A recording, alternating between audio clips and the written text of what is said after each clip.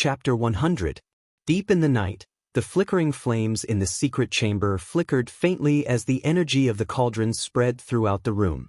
Lin Muyu closed his eyes as the energy of the spirit pulse technique rippled out. He could feel the aura closest to him, but it was not strong. It belonged to an ordinary person, most likely a servant.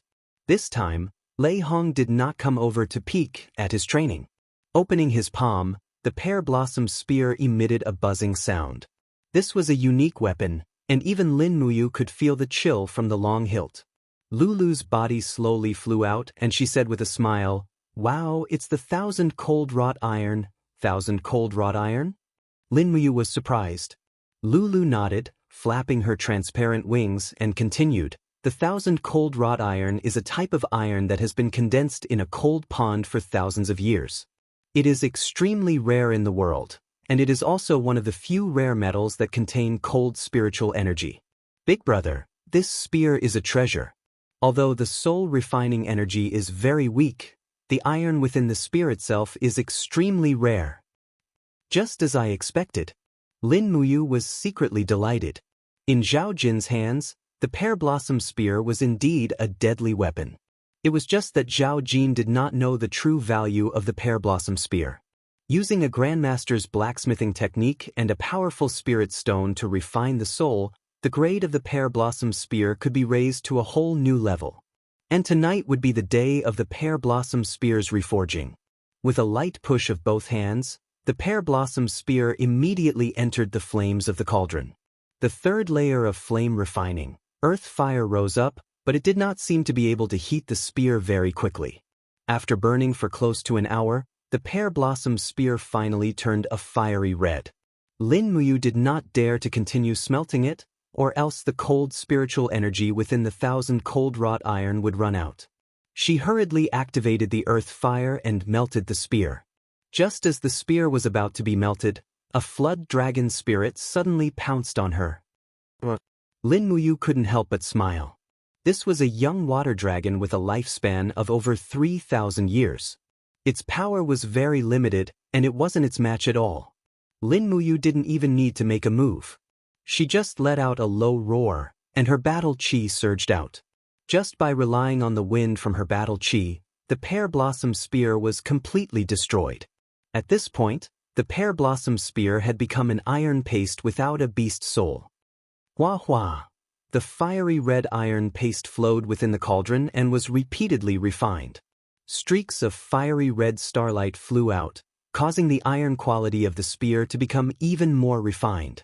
At the same time, Lin Muyu also took out the 11,000-year-old frost Qilin spirit stone and placed it into the cauldron. She began to refine the spirit stone. With the two refining processes carried out at the same time, she was completely able to control it. The process of refining the spirit stone was even longer. After close to 3 hours, the frost Qilin spirit stone finally began to slowly tremble, and the faint roar of a ferocious beast could be heard. Moreover, spiritual energy began to spread out in the surroundings, and a dense cold energy instantly enveloped the entire room. Even the stone bed at the side began to crackle with a layer of frost. The half-empty pot of wine on the table also cracked with a bang. Roar! Beast Soul Backlash. This was an unusually mighty ice Qilin, and it was an adult spirit beast. Its body was covered in dark blue scales, and its pair of icy blue eyes were emotionless. It opened its mouth wide and charged towards Lin Muyu.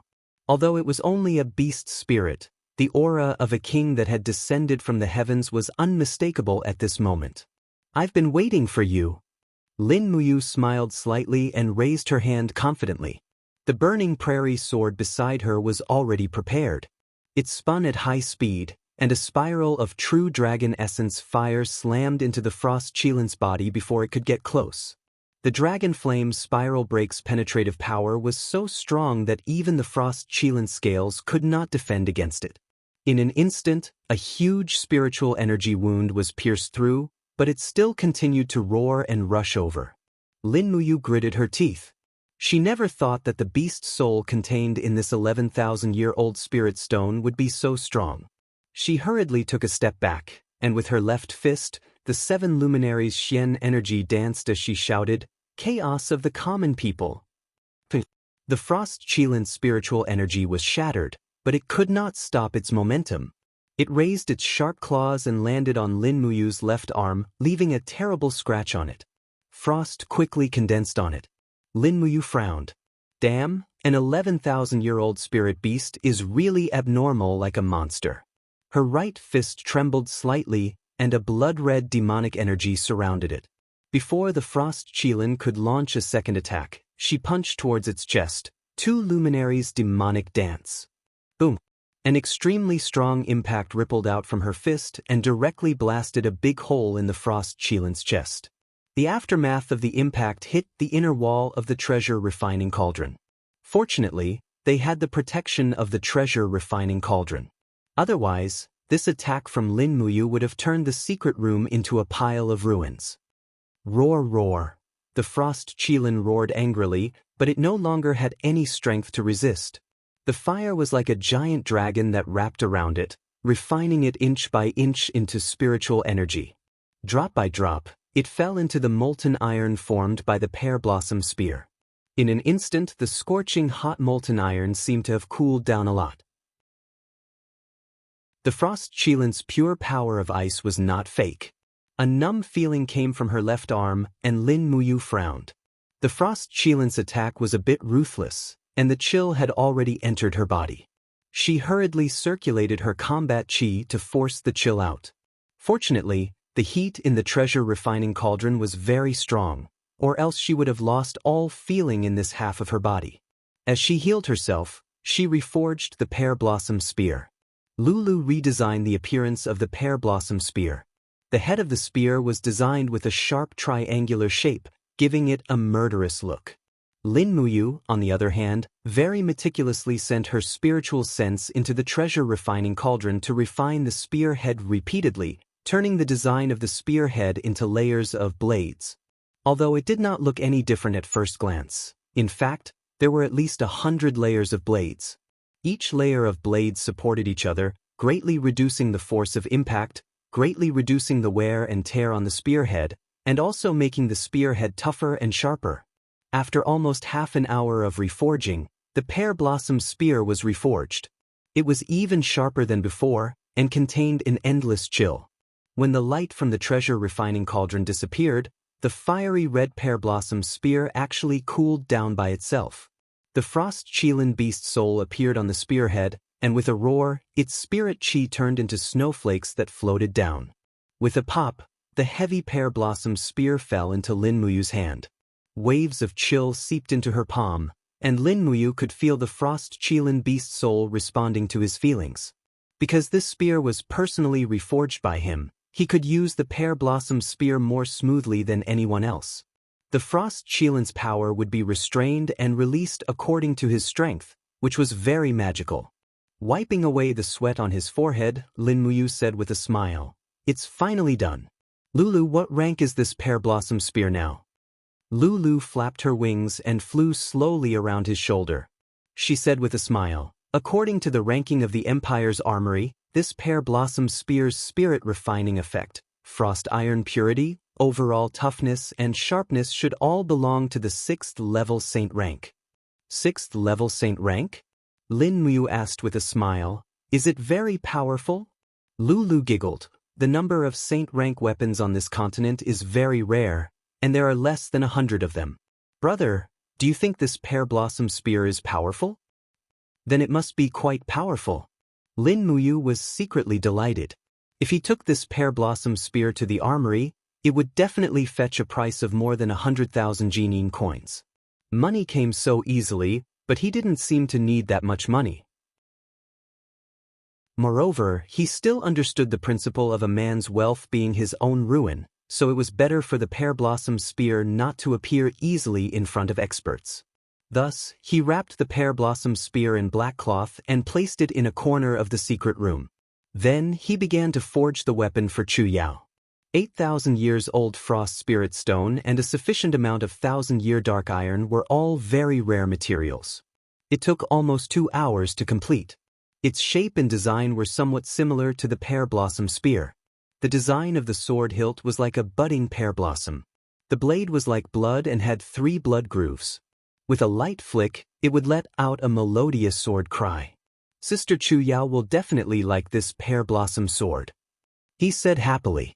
Lulu flew to the side and said with a smile, 4th level mysterious rank, it's about the same as Brother's Prairie Fire sword. He placed the pear blossom sword at the side and looked at the materials. There was still a lot of 1,000-year dark steel left, and there were various kinds of spirit stones between 3,000 and 5,000 years old. He began to forge them one by one. Because swords were more economical in materials, he used all of them to forge swords. Moreover, swords were the most popular weapons in the empire, and they were worth a lot when sold.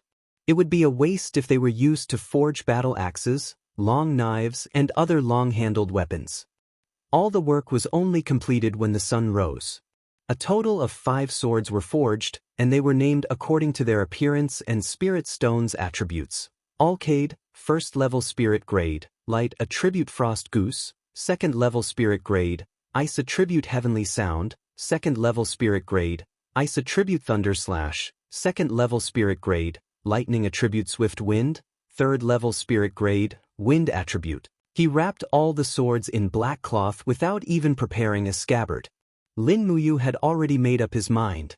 According to the agreement, he would sell these swords to Jin Xiaotong's auction house, and he really needed money now. If he sold these swords at a low price to the divine sanctum, he might not even have the money to exchange for the 30,000 Jin Yin coins he owed Jin Xiaoting. He hurriedly ate his breakfast and packed the 5 swords into the backpack on the warhorses, but then he turned around and used the white cloak of the divine sanctum's battle robe to cover the swords.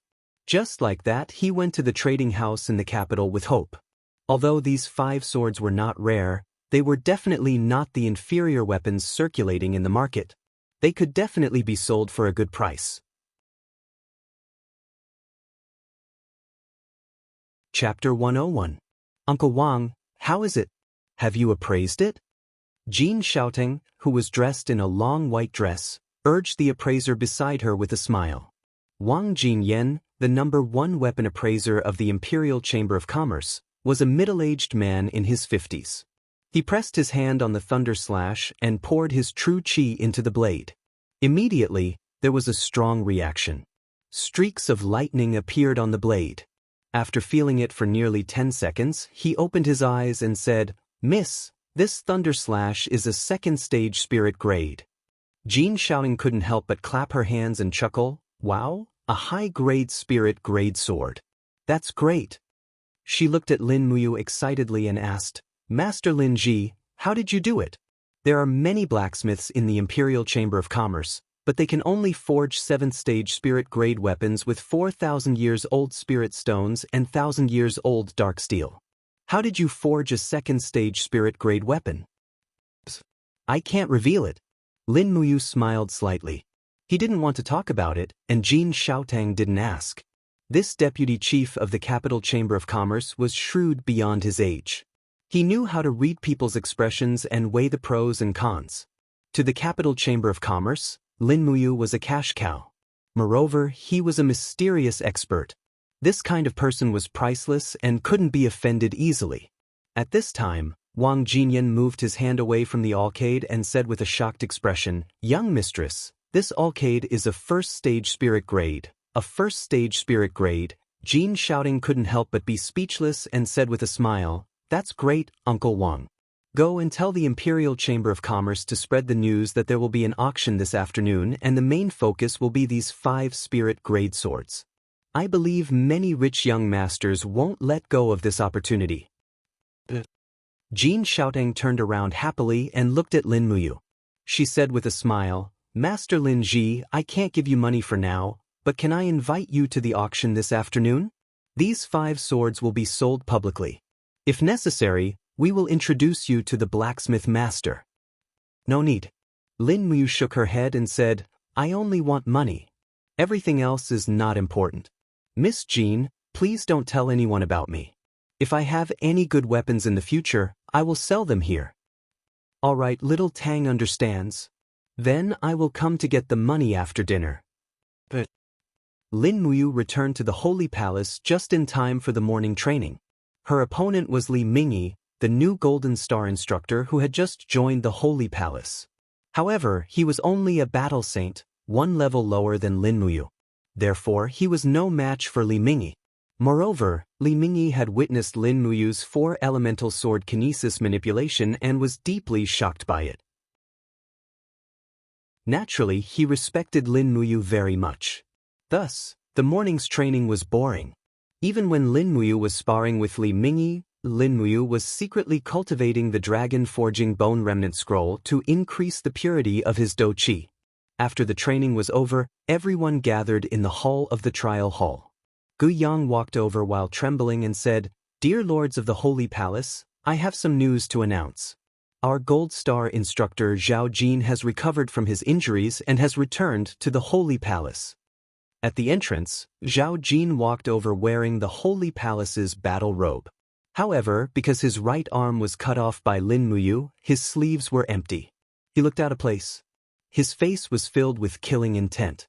He held a new spear in his left hand and walked in step by step. He looked at Lin Muyu coldly and said, "Lord Lin Ji, you didn't expect that I, Zhao Jin, would return to the Holy Palace, did you?" Lin Muyu said indifferently, "You are a member of the Holy Palace. What's so strange about your return?" Zhao Jin held the spear with one arm and sneered, "Lin Ji, do you think that I, Zhao Jin, have become a cripple after losing an arm? Just you wait, I will make you pay for what I lost." "Is that so?" Lin Muyu raised an eyebrow and said, "You wanted to kill me first in Ares College's trial grounds. Then don't blame me for not being courteous. If you want to take revenge, I will accompany you anytime." Zhao Jin was exasperated. Just at this time, a person walked out from the Gold Star instructor. It was Qin Yen who was carrying the fire serpent spear. He raised his eyebrows and said, "Lord Zhao Jin, you still want to challenge Lin Ji after losing an arm? If you really don't fear death, I, Qin Yen, am willing to accompany you. I will be very happy to send you to hell." Qin Yen. Young lord, Zhao Jin's face turned cold. Qin Yan's status was completely different from Lin Muyu. He was a first-class noble. Even if Qin Yen killed him, there would not be any heavy punishment. Moreover, Zhao Jin also did not expect that Qin Yen would come to the Holy Palace. For a moment, he held his spear and did not know whether to advance or retreat. Gu Yang said loudly, "All right, don't quarrel anymore. Whatever grudges in the past are already in the past. Since you have entered the Holy Palace, you have to abide by the rules of the Holy Palace and are not allowed to fight privately. Otherwise, you will be expelled according to the Holy Palace's laws. Understood?" Lin Muyu and Qin Yen cupped their fists in unison and said, "Yes, head deacon." Zhao Jin glared at Lin Muyu hatefully and did not say anything else either. He carried his spear and returned to the team. There was nothing to do in the afternoon, so Lin Muyu slept soundly in the secret chamber for the entire afternoon, making up for the sleep lost from staying up late to forge swords the night before. All the way until it was close to dusk. After finishing dinner, he spurred his horse out of the Holy Palace and headed straight for the Imperial Capital Trading Company. Only after entering the trading company did he discover that there seemed to be more people than usual today. Jin Xiaotang came out from the main hall to welcome him with a smile and said, "Lord Lin Ji, you've come? How was the auction?" he asked. "It was very popular." Jin Xiaotang walked forward happily and didn't try to avoid arousing suspicion. She held onto Lin Muyu's arm and said with a smile, "Lord Lin Ji, your 5 swords have attracted at least 3,000 customers. Even the commander of the Imperial Army, Lord Qin Lei, has come. He bought that first-tier spirit-grade alcade for 10,000 Jinin coins." Damn. Lin Muyu sighed inwardly. Qin Lei actually wanted this sword. It looked like she would have to forge an even stronger sword in the future and gift it to this big brother who had once gone through life and death with her. What's the total value? The total value of the 5 swords is 37,000 Jinin coins. I'll take 10% of the cost and round it up to a round number. I'll give you 34,000 Jinin coins. Here, this is 34 diamond coins. Jin Xiaotang took out a heavy bag. Lin Muyu smiled and only took 4 diamond coins. He returned the rest to Jin Xiaotang and said with a smile, I bought a lot of materials before on credit, so these 30,000 Jin Yin coins still belong to Miss Jin. Jin Xiaotang blinked and said, Lord Lin Ji, didn't you also buy a 11,000-year spirit stone and an 800-year spirit stone? Why don't I see the weapons of these 2 beast spirits? About this, Lin Muyu felt a bit helpless and didn't know how to answer. At this time, Jin Xiaotang's gaze landed on the pear blossom sword in his hand and couldn't help but exclaim, This sword, can you let Xiaotang take a look? Yes. Lin Muyu handed over the sword.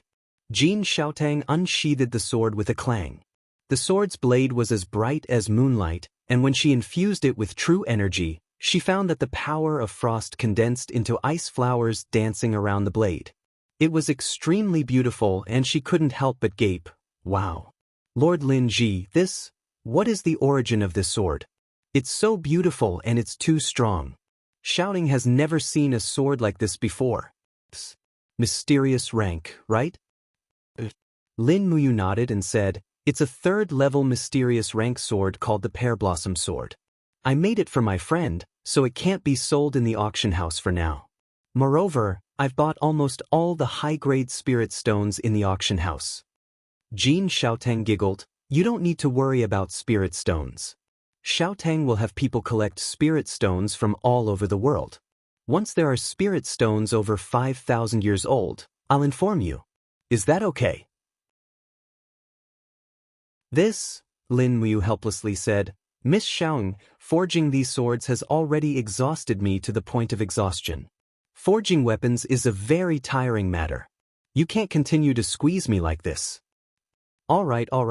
Jin Xiaotang clasped her hands behind her back like a girl next door and smiled. Then, if there are any high-grade spirit stones, I'll keep them and wait for Lord Lin Ji to purchase them. How about it? And all right. After leaving the Imperial Trading Company, he went straight to the Spirit Medicine Department. It was time to give the Pear Blossom Sword to Chu Yao. At night, the Spirit Medicine Department was brightly lit. Purple lanterns flickered with a bewitching luster. Lin Muyu hugged the Pear Blossom Sword wrapped in a black cloth. The Pear Blossom Sword was a mysterious rank treasure sword. At night, it would emit a luster. Normally, this kind of treasured weapon could be recognized at a glance. Therefore, it was wrapped in a white cloth. The alchemists had finished their tasks for the day and were already resting. Chu Yao's room was in the southern courtyard of the medicine refining hall. There were a total of 4 rooms, and 4 alchemists lived there.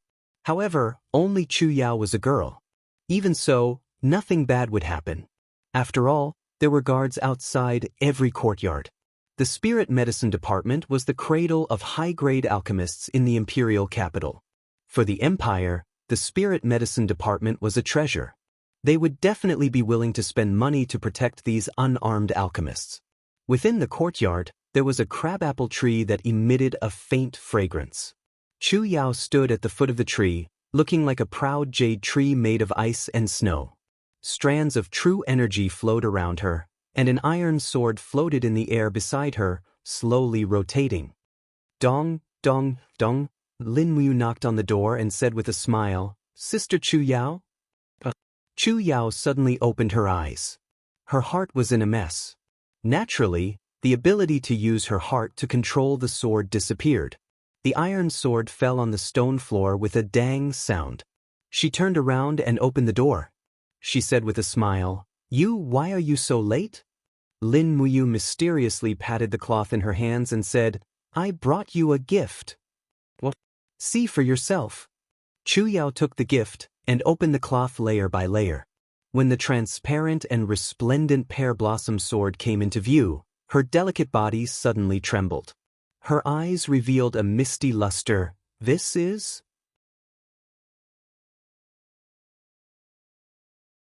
Chapter 102.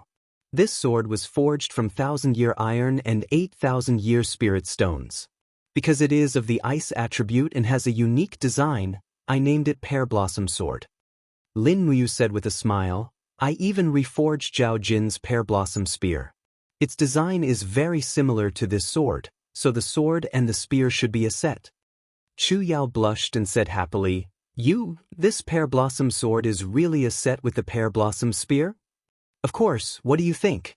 If I didn't have the prairie fire sword, I really wouldn't bear to give this pear blossom sword to you. He said half-jokingly. Chu Yao caressed the sword lovingly and said, What grade is this pear blossom sword? 4th level mystic grade. Ah. Chu Yao was shocked. 4th level mystic grade? I heard that mystic grade weapons are very expensive, at least 10,000 Jinyin coins? As she said this, she handed the pear blossom sword back and said, Such a precious sword, why don't you sell it? It's too much of a waste for me to use, I'll just use a spirit grade weapon. Lin Muyu couldn't help but laugh inwardly and said, Sister Chu Yao, what's so precious about a mere 4th level mystic grade pear blossom sword? As long as I want it, I can forge countless pear blossom swords. Keep it, this sword was specially designed for you, how can you not want it? Then, all right. Chu Yao gripped the hilt tightly, feeling her heart beating wildly. She said again, I'm about to comprehend the heart of the sword. Really? Chu Yao nodded seriously and then closed her eyes. Streams of blade-like true energy flowed on the surface of her body. This was indeed the initial form of the heart of the sword. Lin Muyu couldn't help but laugh. Sister Chu Yao's talent is indeed not bad. When you truly comprehend the heart of the sword, you can go and fuse with the beast soul inside the pear blossom sword. When you complete this step, I'll teach you the 4-elemental sword kinesis. Yes, all right. Without staying for too long, Lin Muyu left the spirit medicine division. At this time, she suddenly felt a strong sense of weakness. Finally, after forging so many weapons in one night, her physical strength and combat chi were overdrawn. Without thinking too much about it, she lay down on the stone bed and fell into a deep sleep. He was in a daze for an unknown period of time before he slowly woke up. As far as the eye could see, a gray rat was looking up at Lin Muyu from the corner of the wall. Surprisingly, it wasn't afraid of people. Lin Muyu, who had just woken up, happened to be at its peak. The cultivation of the spirit pulse technique had caused the power of his soul to surge endlessly. At that moment, it was as if his spiritual sense was about to condense into a focal point. Lin Muyu couldn't help but be stunned. He then guided his spiritual sense to gather together and used it to attack the mouse in the corner like a sharp knife. The mouse's cry came to an abrupt halt. Its pupils rapidly enlarged, and it unexpectedly stopped there motionlessly. Lin Muyu was a little surprised. He turned over and got off the bed. He walked in front of the mouse and lowered his head to look at it. He found that the mouse seemed to be in a daze. It actually didn't move at all. After a full 10 seconds, it finally made a GG sound again. Then, it turned around and went back into the mouse hole behind it. What's going on? Lin Muyu muttered to himself. His mind recalled everything that had just happened. The spirit pulse technique actually gathered his spiritual sense to attack others. Could it be that this was the method of using mental strength to attack? Thinking of this, he couldn't help but become excited. He hurriedly washed up and went to the holy temple. He had to find someone to practice it on. Lord Linji. Zhang Wei walked over with a saber in his hand. He said with a smile, You woke up so early. Yes, Lord Zhang Wei. Lin Muyu's heart moved. He smiled and said, Lord Zhang Wei, I want to ask you for a favor. Stand here and don't move. Zhang Wei stood in front of him and said with a smile, I don't know what you want to do. Lin Muyu did not say anything. Her expression was extremely solemn. Suddenly, she activated the spirit pulse technique and focused her spiritual perception on one point, attacking Zhang Wei's brain. It was also at this moment that Zhang Wei's entire body seemed to have been petrified. However, this process was extremely short, not even half a second. He was stunned for a moment and asked, What happened? What did you feel just now? Lin Muyu asked. Zhang Wei was stunned. He scratched his head and said, I just felt that my mind suddenly went blank. I don't know what happened. Lord Lin Ji, what did you do to me just now? No, nothing. Lin Muyu laughed. He was thinking that the spirit pulse technique's mental attack would be much less effective against people with a stronger soul. Zhang Wei's soul was obviously much stronger than the mouse's, so it could only attack him for less than half a second. It seemed that there was still a long way to go before the spirit pulse technique could be used in actual combat. Early in the morning, Gu Yang took the scroll and started to announce the pairs for the morning training. But after he finished, he didn't call out Lin Muyu and Zhang Wei's names. Zhang Wei couldn't help but ask, "Deacon Gu Yang, did you forget about me and Lord Linji?" Gu Yang laughed. "No, although this old man is old, I still won't forget the two of you. Linji, Zhang Wei, the two of you will go out for a mission this morning." Lin Muyu was stunned. After entering the temple, other than the daily training, there weren't many missions. This was the first time. So she asked, "What mission, Grandpa Gu Yang?" Gu Yang stroked his beard and laughed. "Simple. The two of you will bring 50 temple guards to the Ministry of War's military warehouse to collect the weapons, rations and salaries for the next 3 months." Yes. After exiting the training hall, there was already a group of guards waiting outside. The so-called temple guards were the soldiers who carried out the mission of guarding the temple. These soldiers didn't belong to the temple directly, but they lived in the temple all year round to serve as instructors and sparring partners. Currently, there were more than 200 temple guards in the temple, which was considered a military force. "Sir, the carriage is ready. This is the Grand Deacon's approval." A guard walked up and handed Lei Hong's approval to Lin Muyu. It was as if he had tacitly agreed that Lin Muyu was the leader of the group and not Zhang Wei. However, Zhang Wei wasn't angry. He knew that he had acted rashly, and Lin Muyu was more suitable to carry out this mission. "Let's go, lead the way." "Yes." Leaping onto the horse, the group left the temple in a grandiose manner. Lin Muyu and Zhang Wei were both wearing the temple's battle robes, giving off a heroic aura.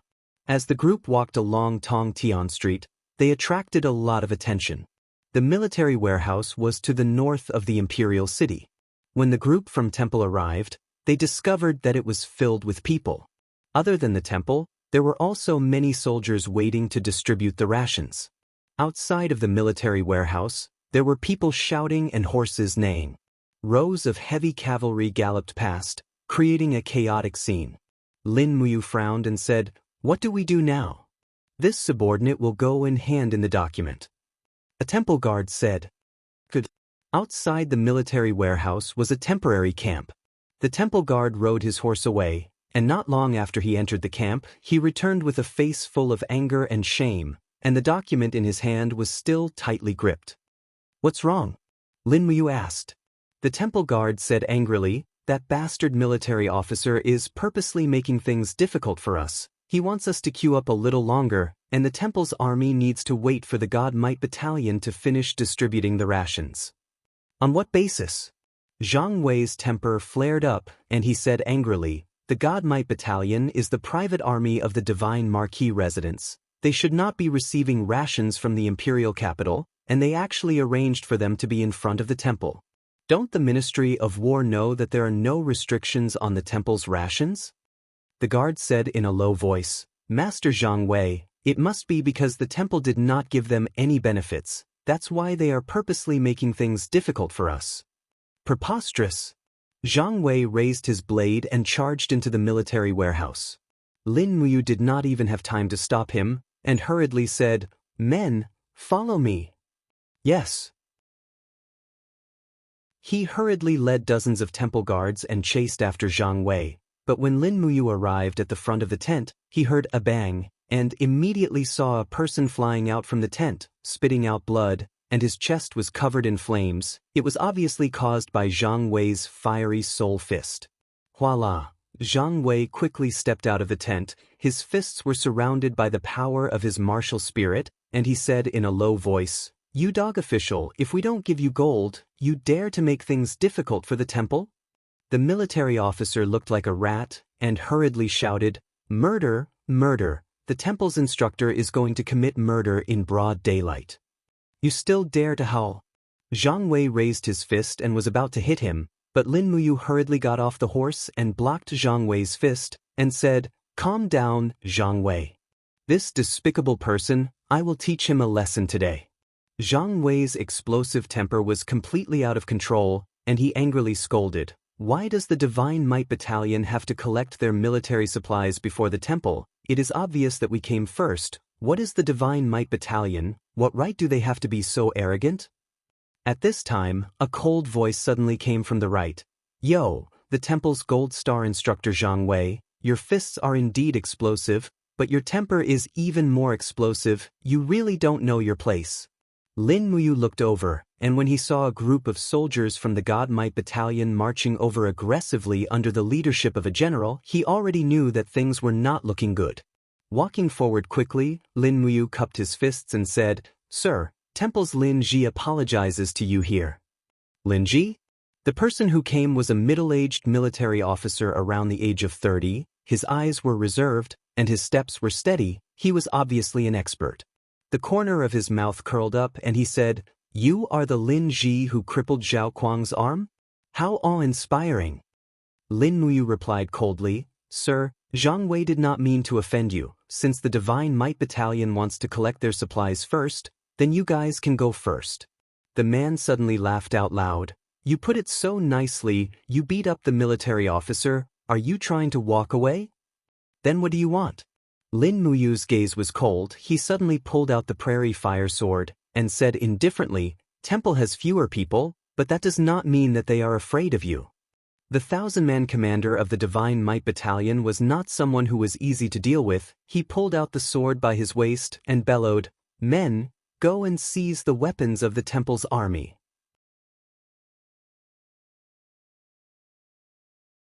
Chapter 103.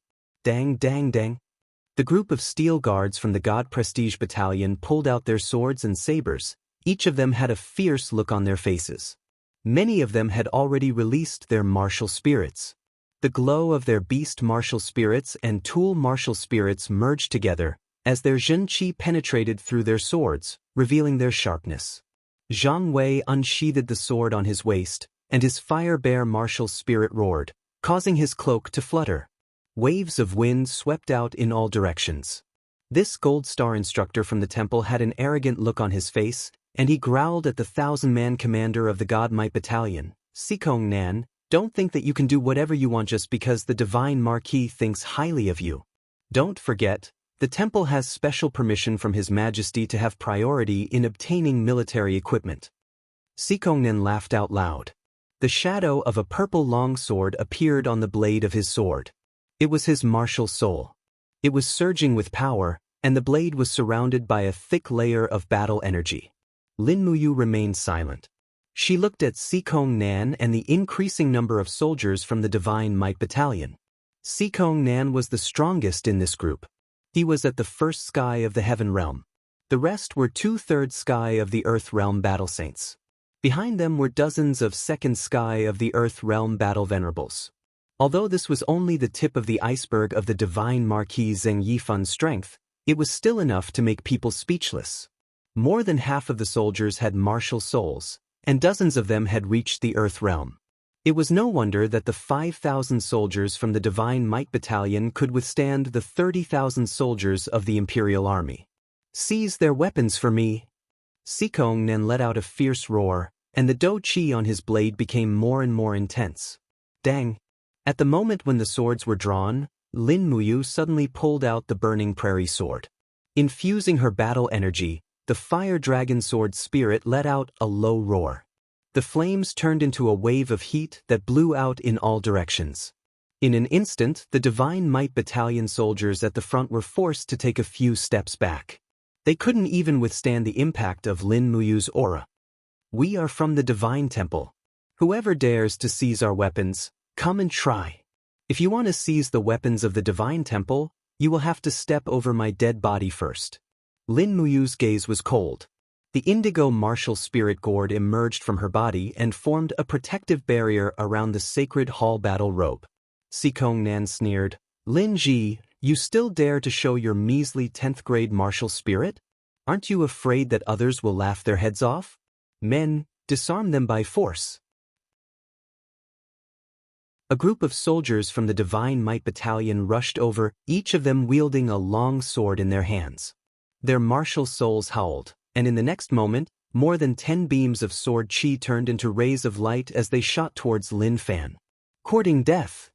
Zhang Wei roared, and his sword swept out with the flame force of the fire bear martial soul. Zhang Wei, don't kill them! Lin Muyu shouted in a low voice, and at the same time, she raised her Do Chi to strengthen the protective barrier.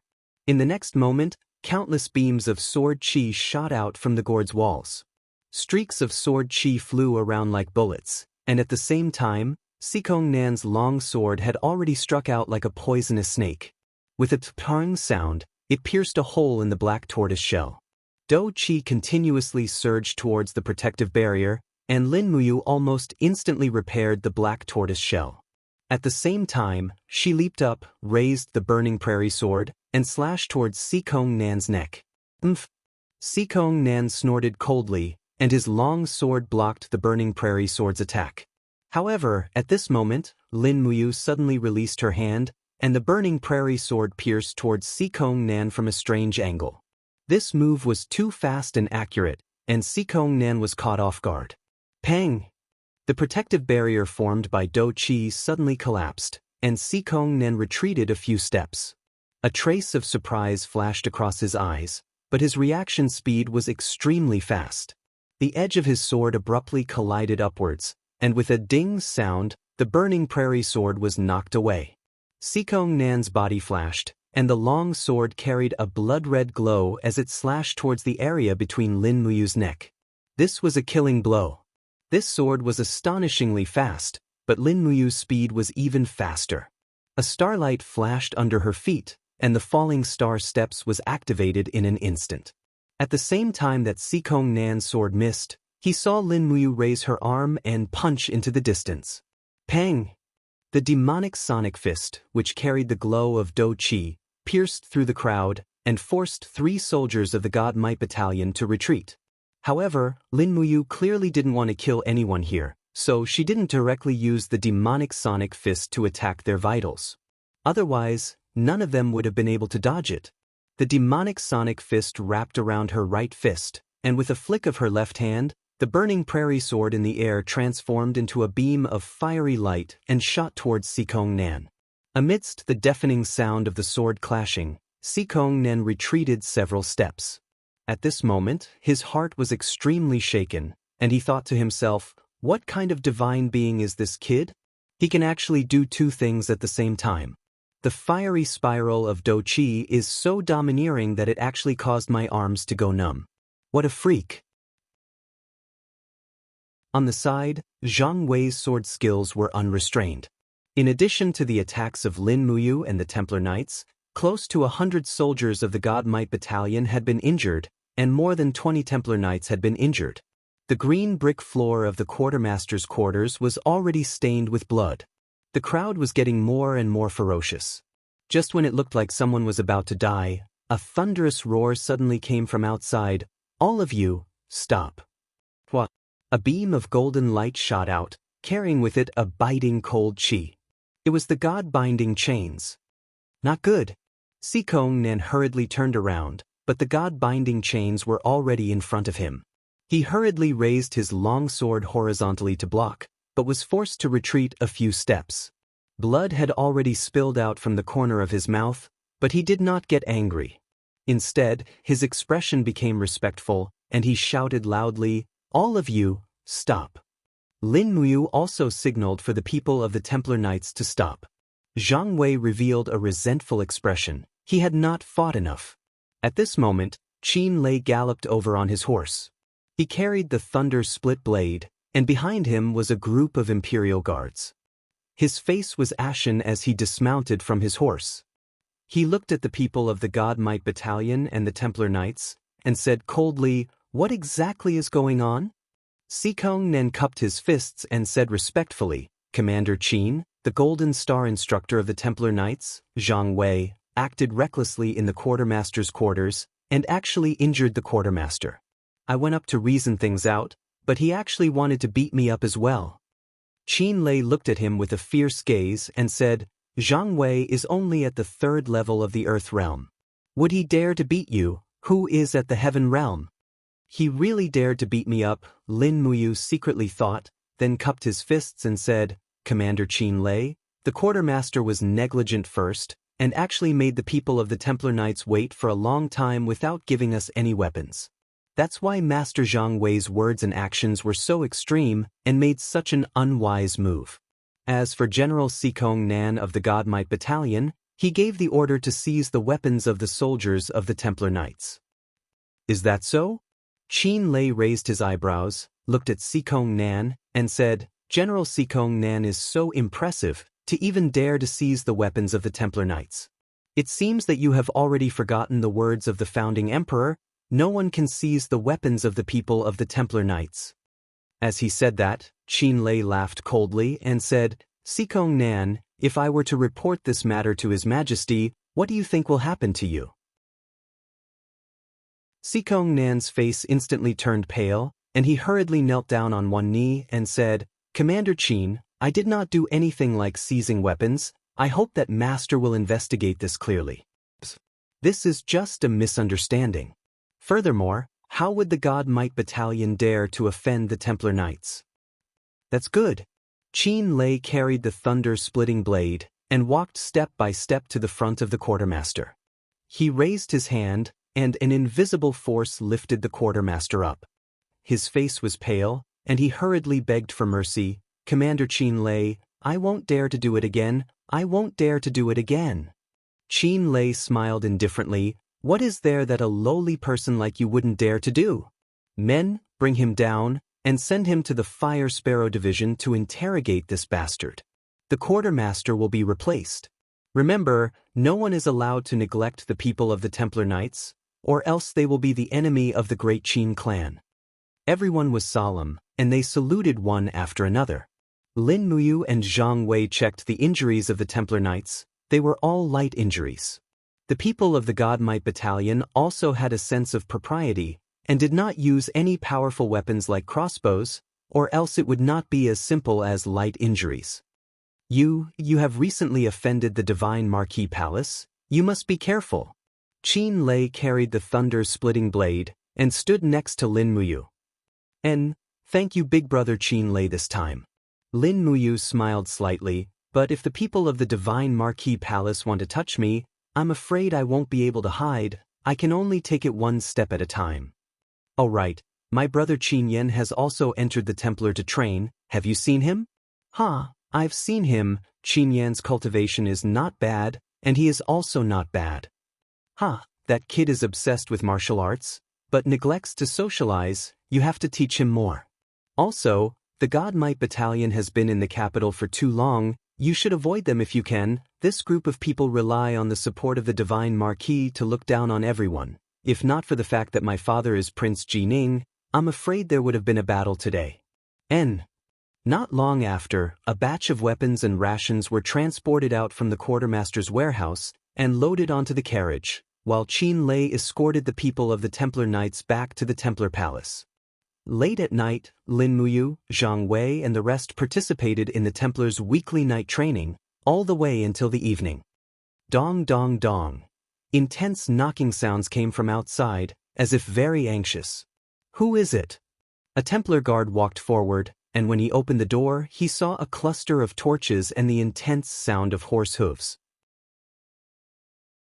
Under the light of the torches, a 1,000-man commander rushed in with a long sword in hand, opened his palm, and turned his fighting aura into a vast palm energy, directly knocking the Templar guard unconscious. He raised a scroll in his hand and shouted, "Sikong Nan is under orders to capture the Imperial Court's serious criminal Lin Muyu." "Who is it?" Zhang Wei walked out of the inner hall with a long sword in hand, followed by a few instructors and a group of Templar guards. "Sikong Nan, what are you doing?" When he saw Sikong Nan's face under the torches, Zhang Wei could not restrain his anger. Sikong Nan shook the scroll in his hand and said, "The God Might Battalion investigated openly and secretly, and confirmed that the Golden Star sparring Master Lin Ji is the Lin Muyu who killed Silver Fir City's city guard. The evidence is irrefutable, and we are here to arrest him." "You dare?" Zhang Wei growled, his martial soul already emerging from his body. Sikong Nan's face was ashen, and he said indifferently, "Archers." Behind him, hundreds of archers drew their bows in unison, the sharp arrowheads glinting coldly under the light of the torches.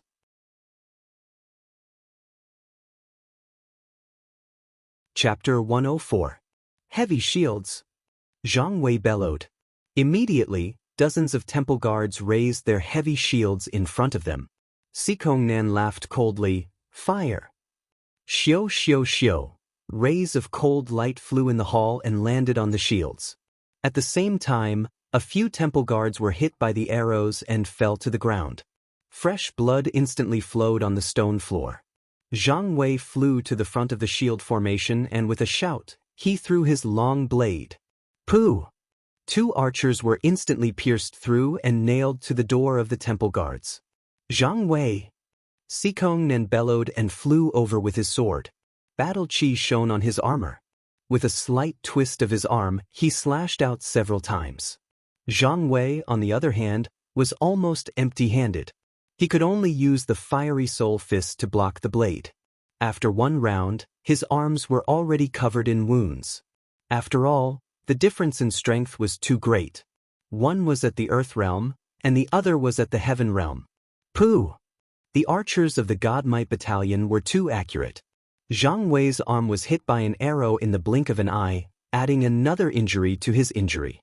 He was struck by Sikongnan's sword and fell back onto the shield wall. It was a tragic sight.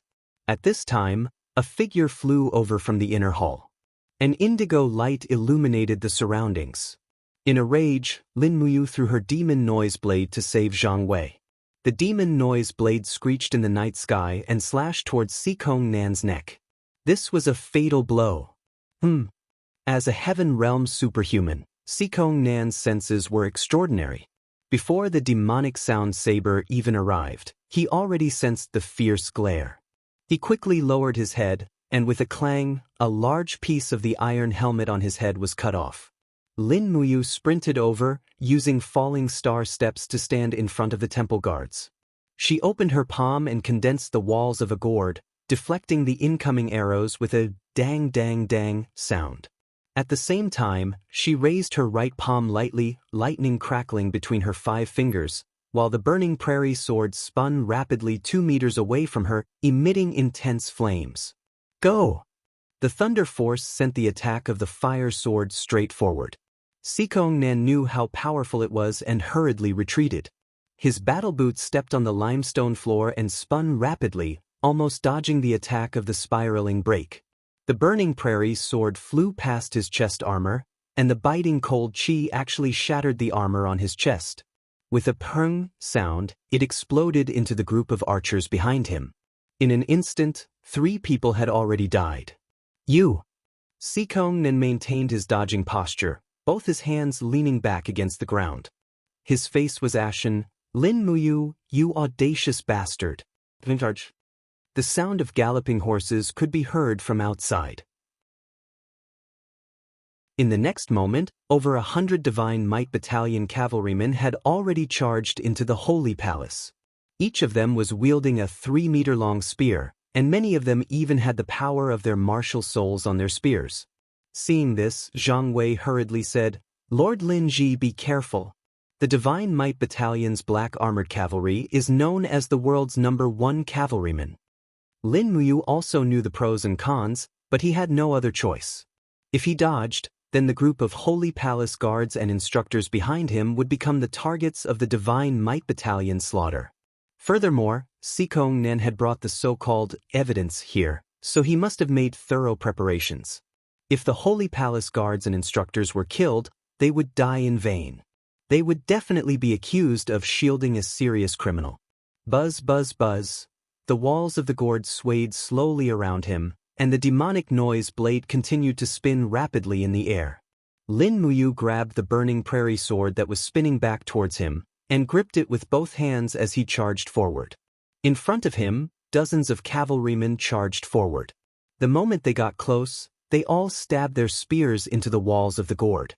The weight of the several hundred kilograms of war horses and cavalrymen, coupled with their high speed, brought about a powerful impact. Bam bam bam. The outer layer of the mystic tortoise shell was quickly broken through. Lin Muyu sidestepped and stabbed the burning prairie sword into the body of one of the cavalrymen. With a turn of his body, his do chi surged, and he slashed another cavalryman off his horse. However, his back was still pierced by another spear. What was even more ridiculous was that one of the cavalrymen and his horse directly rammed into Lin Muyu. Bam! The dull impact caused Lin Muyu to fall back to the ground. He raised his head, and another two cold lights pierced towards him. The protective do chi around his body instantly collapsed, and he had no time to react. He quickly raised his hand and shouted, "Entanglement of roots!" Green vines rose from the green stone floor and wrapped around the hooves of the cavalrymen, forcing them to trample on each other. However, it was of no use. Endless cavalrymen continued to charge in from the outside. "We are here to capture the serious criminal, Lin Muyu. You may kill him on the spot," Sikong Nen shouted from the back of the crowd. It seemed like he also knew that it was almost impossible to capture Lin Muyu alive. He knew that he was no match for them, but he had no choice but to fight. Lin Muyu forcefully activated his do chi and steeled his heart. Suddenly, he bent his body slightly, and a blood-red energy surged around his right fist. Right at the moment the dozen cavalrymen of the God Might Battalion charged towards him, he suddenly punched out. Chaos of all lives. Ping! The sounds of explosions did not stop. The dozen cavalrymen were either dead or heavily injured. Even the war horses were whining and falling to the ground. "No, it can't be." Zhang Wei and the group of instructors watched with their mouths agape. They all knew how strong the God Might Battalion's cavalrymen were. To think that Lin Muyu was able to kill so many cavalrymen with a single strike. This was a realm that only a Saint Realm cultivator could reach. At this point, Lin Muyu was already riddled with wounds. His left arm was pierced by 2 arrows, and his shoulder was riddled with 7 to 8 spear wounds. These attacks had pierced through his skin and muscles, but did not reach his bones. After all, the Dragon Forging Remnant Scroll had already forged his bones to be as indestructible as the bones of a dragon. He was no longer as weak as before. But right at this moment, an invisible force suddenly descended, causing Lin Muyu to be unable to move. "How dare you, criminal? Do you still want to resist?" A cold voice could be heard. Lin Muyu's body was covered in blood as he raised his head to look outside. Under the light of the fire, a skinny figure slowly walked over on the green stone floor. Every step he took seemed to add a layer of restraint to his aura, causing Lin Muyu to feel as if she was trapped in a net of thousands of threads, unable to move. Pew! Another 2 arrows pierced into his chest, causing him to feel an intense pain. Lin Muyu wanted to resist, but he was completely unable to do so. "It's the Divine Overlord. The Divine Overlord is here." The group of instructors was dumbfounded. Some of them even knelt on the ground and greeted respectfully. "Greetings, Divine Overlord." Zheng Yifan was the most famous person in the Imperial Army. In the eyes of the soldiers, he was like a god, and his status was even higher than that of the emperor. Zhang Wei clenched his fists and rushed forward despite his injuries. He stood in front of Lin Muyu and looked at Zheng Yifan with a burning gaze. "Divine Overlord, let's talk this out. Lord Lin Ji is definitely not a criminal." Zheng Yifan smiled faintly. "Zhang Wei, how do you know he's not a criminal?" This question stumped Zhang Wei, causing him to freeze on the spot. "Guards." Zheng Yifan's voice was extremely calm. "Put the beast-binding shackles on Lin Muyu." A few soldiers from the Divine Might Battalion walked forward and used a strange-looking chain to bind Lin Muyu's arms and legs, making it even more impossible for her to move. "Take her away." Zheng Yifan flicked his sleeves and was about to leave. But right at this moment, another powerful aura spread out. Lei Hong slowly walked out from the inner hall, his voice loud and clear. "Brother Zheng, how long has it been since we last met? You came to the sacred hall and left without even saying a word?" Zheng Yifan turned around and smiled. "Brother Lei Hong, I'm actually not here for anything important. I'm just here to capture a kid who's been on the run. Since he's from the Divine Palace, I'll take it as greeting you." "Brother Zheng, are you saying that this Lin Ji is Lin Muyu?" Lei Hong smiled. "Even if he is, it's not that big of a deal. It's just that Lin Muyu is someone entrusted to the Divine Palace by Princess Shi of the Seven Seas Tang sect. He has the Tang sect's iron token, so I'm afraid you won't be able to take him away today. Is that so? Zheng Yifan looked at Rui Hum and didn't make any movements. However, the blue stone bricks under his feet exploded one after another. A monstrous and invisible aura spread out in the surroundings and headed straight for Rui Hum. Bang! An invisible wave of air exploded in front of Lei Hong. Lei Hong's beard swayed slightly. He put his hands behind his back and looked at Zheng Yifan with a smile. His own aura also spread out rapidly.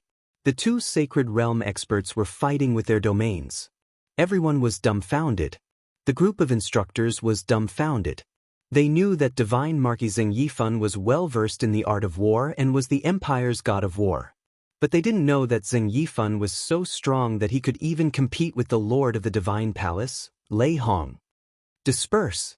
Rui Hum suddenly shouted. Zhang Wei immediately seized the opportunity to grab Lin Muyu's rope and dragged him into the inner hall. Meanwhile, the soldiers of the Divine Might Battalion behind Zheng Yifan also dispersed. No one wanted to be caught in the crossfire. Pa pa pa!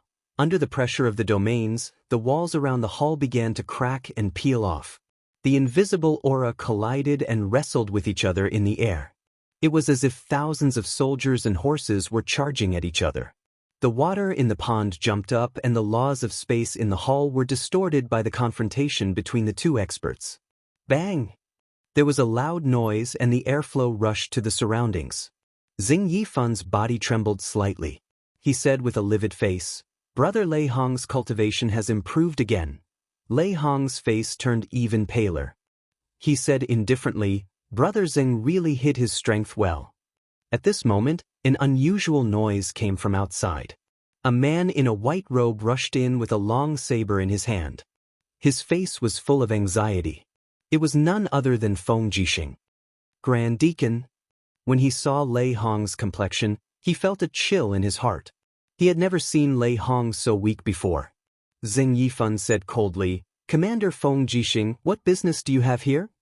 Feng Jixing cupped his fists and said, "Divine Marquis, the letter from Yu from Silver Fir City and the conclusive evidence collected by Chu Huaying of the Imperial Guard showed that Hua Tian's death was self-inflicted. His Majesty has already pardoned Lin Muyu. This is the pardon written by His Majesty himself." Zheng Yifan didn't even look at it. He turned around and said, "General Feng is really capable."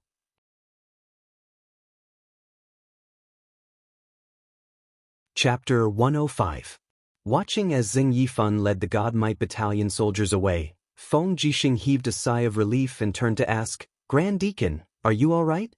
Lei Hong's complexion was extremely pale. He suddenly spat out a mouthful of blood, and the gray hair on his head instantly turned even whiter. "Grand Deacon!" Zhang Wei and the others rushed over. Lin Muyu also broke free from the beast-binding chains and held onto Lei Hong's arm. "Grandpa Lei Hong, are you all right?" Lei Hong's expression was gloomy. "Everyone thinks that the Empire's two sanctuary masters are me and Chu Chu. I'm afraid. The Empire's most powerful sanctuary master is already Zheng Yifan." Feng Jixing asked, "Is Zheng Yifan really that strong?" Lei Hong nodded, and then smiled at Lin Muyu. "You, since His Majesty has pardoned you and Chu Yao, then you can finally use your real identity to establish yourself in the Divine Sanctum and the Imperial Capital." Lin Muyu nodded, "Yes. Thank you, Grandpa Lei Hong, and thank you, Big Brother Feng." Feng Jixing continued to nod. "I'm afraid this may not be a good thing. How about I go see His Majesty and ask His Majesty to bestow you the identity of a royal guard. This way the Divine Marquis residents will have to think twice before doing anything to you. What do you think?" "Can I?" Lin Muyu did not refuse. Lei Hong shook his head. "No, Yu is our Divine Sanctum's rising star. How can we just hand him over to the royal guards? No, I won't agree no matter what." Feng Jixing could not help but smile. Grand Deacon is really stubborn. Not long after, a group of medical officers from the Elixir Department came to treat the Divine Sanctum's injured people, and in the end, Chu Yao also came. When she saw the heavily injured Lin Muyu, her eyes turned red. What happened? She asked as she helped Lin Muyu clean her wounds. Lin Muyu sat on the stone block of the sacred hall. She grimaced in pain and said with a smile, "Sister Chu Yao, we don't have to hide anymore. His Majesty has pardoned our crimes." "Oh really?" Chu Yao revealed a cheerful smile, but she was a little unhappy as she said, You're always fighting and killing. Look at yourself, how many scars are there on your body? Promise me that you won't fight so much in the future, okay? And, as long as people don't offend me, I won't offend them. All right." On the side, Zhang Wei, who was being treated by another Elixir Department medical officer, looked at the two of them with a dubious expression. He said with a smile, "Sire Lin Muyu is really lucky with women. He actually has such a beautiful medical officer treating his wounds, and they look so compatible." Chu Yao's pretty face immediately flushed red. She glared at Zhang Wei and said, "You're still so arrogant after such a serious injury. I think there's no need to apply medicine." Zhang Wei repeatedly begged for mercy. "Please don't. If I don't apply medicine, my wounds will probably become inflamed and rot." I'll teach you to keep your mouth shut," Chu Yao said with a smile. Zhang Wei was immediately enchanted. He said, "Sire Lin Muyu, if I had such a good sister, I would definitely take her as my wife. How could I let someone else have such a beautiful sister?" Chu Yao's face turned even redder. "You're still talking too much." Lin Muyu sat at the side and looked at Chu Yao's bashful beauty. He was a little tempted, but he knew that he didn't belong to this world and might have to leave. If he couldn't take Chu Yao with him, then why bother messing with her heart? However, this silly boy probably didn't know that the beauty's heart was already messed up. They only rested for the night. Their injuries were too serious, so they could only lie down and cultivate the dragon forging bone remnant scroll and the spirit vein technique. Lying on the bed and looking at the starry sky above the secret room, Lin Muyu's eyes widened. The spiritual energy of the spirit vein technique rippled outwards. The spirit vein technique was indeed very magical.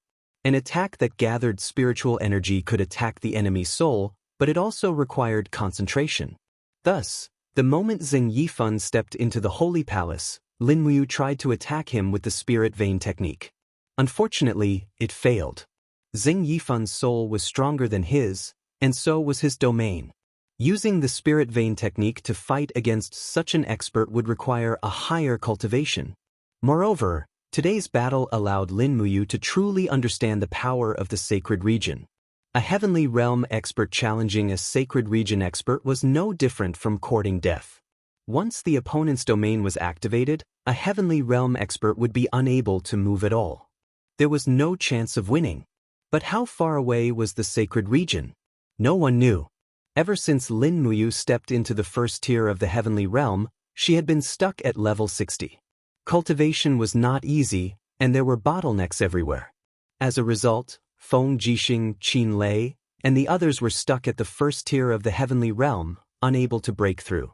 Experts like these could be found everywhere. Lei Hong, Chu Chu, and the others had also been stuck at the first tier of the sacred region for more than 10 years. Late at night, Zhe Tian Palace. A beautiful palace maid was sitting gracefully on a white jade bed. Beside her was an exquisite drawing board. The celestial emperor, Qin Jin, was waving his brush and sketching a beautiful woman's expression and face on the white paper. Although Qin Jin was the great emperor, he was also known as the divine hand by the world. He was a master of calligraphy and paintings. Legend had it that the great emperor had once ordered his personal officials to sell his landscape paintings to the people, and they would always fetch a high price. However, the graceful woman on the drawing board seemed to be completely different from the palace maid in front of her. The beauty between her brows was not something this palace maid could compare to. This painting did not look like her at all. Instead, it had a bit of Qin Yin's charm. Creak! The door was gently pushed open, and Qin Yin walked over to stand behind Qin Jin. She looked at the drawing board and suddenly burst into laughter. Imperial father is drawing imperial mother again. Qin Jin was taken aback. He could not help but laugh. Xiao Yin, why aren't you sleeping? I couldn't sleep, so I came to see father. Hurry up and go to sleep. How can a girl stay up so late? Qin Jin waved his hand, indicating for the palace maid to leave. Qin smiled. Father, do I really look like mother? Yes, you look almost exactly the same.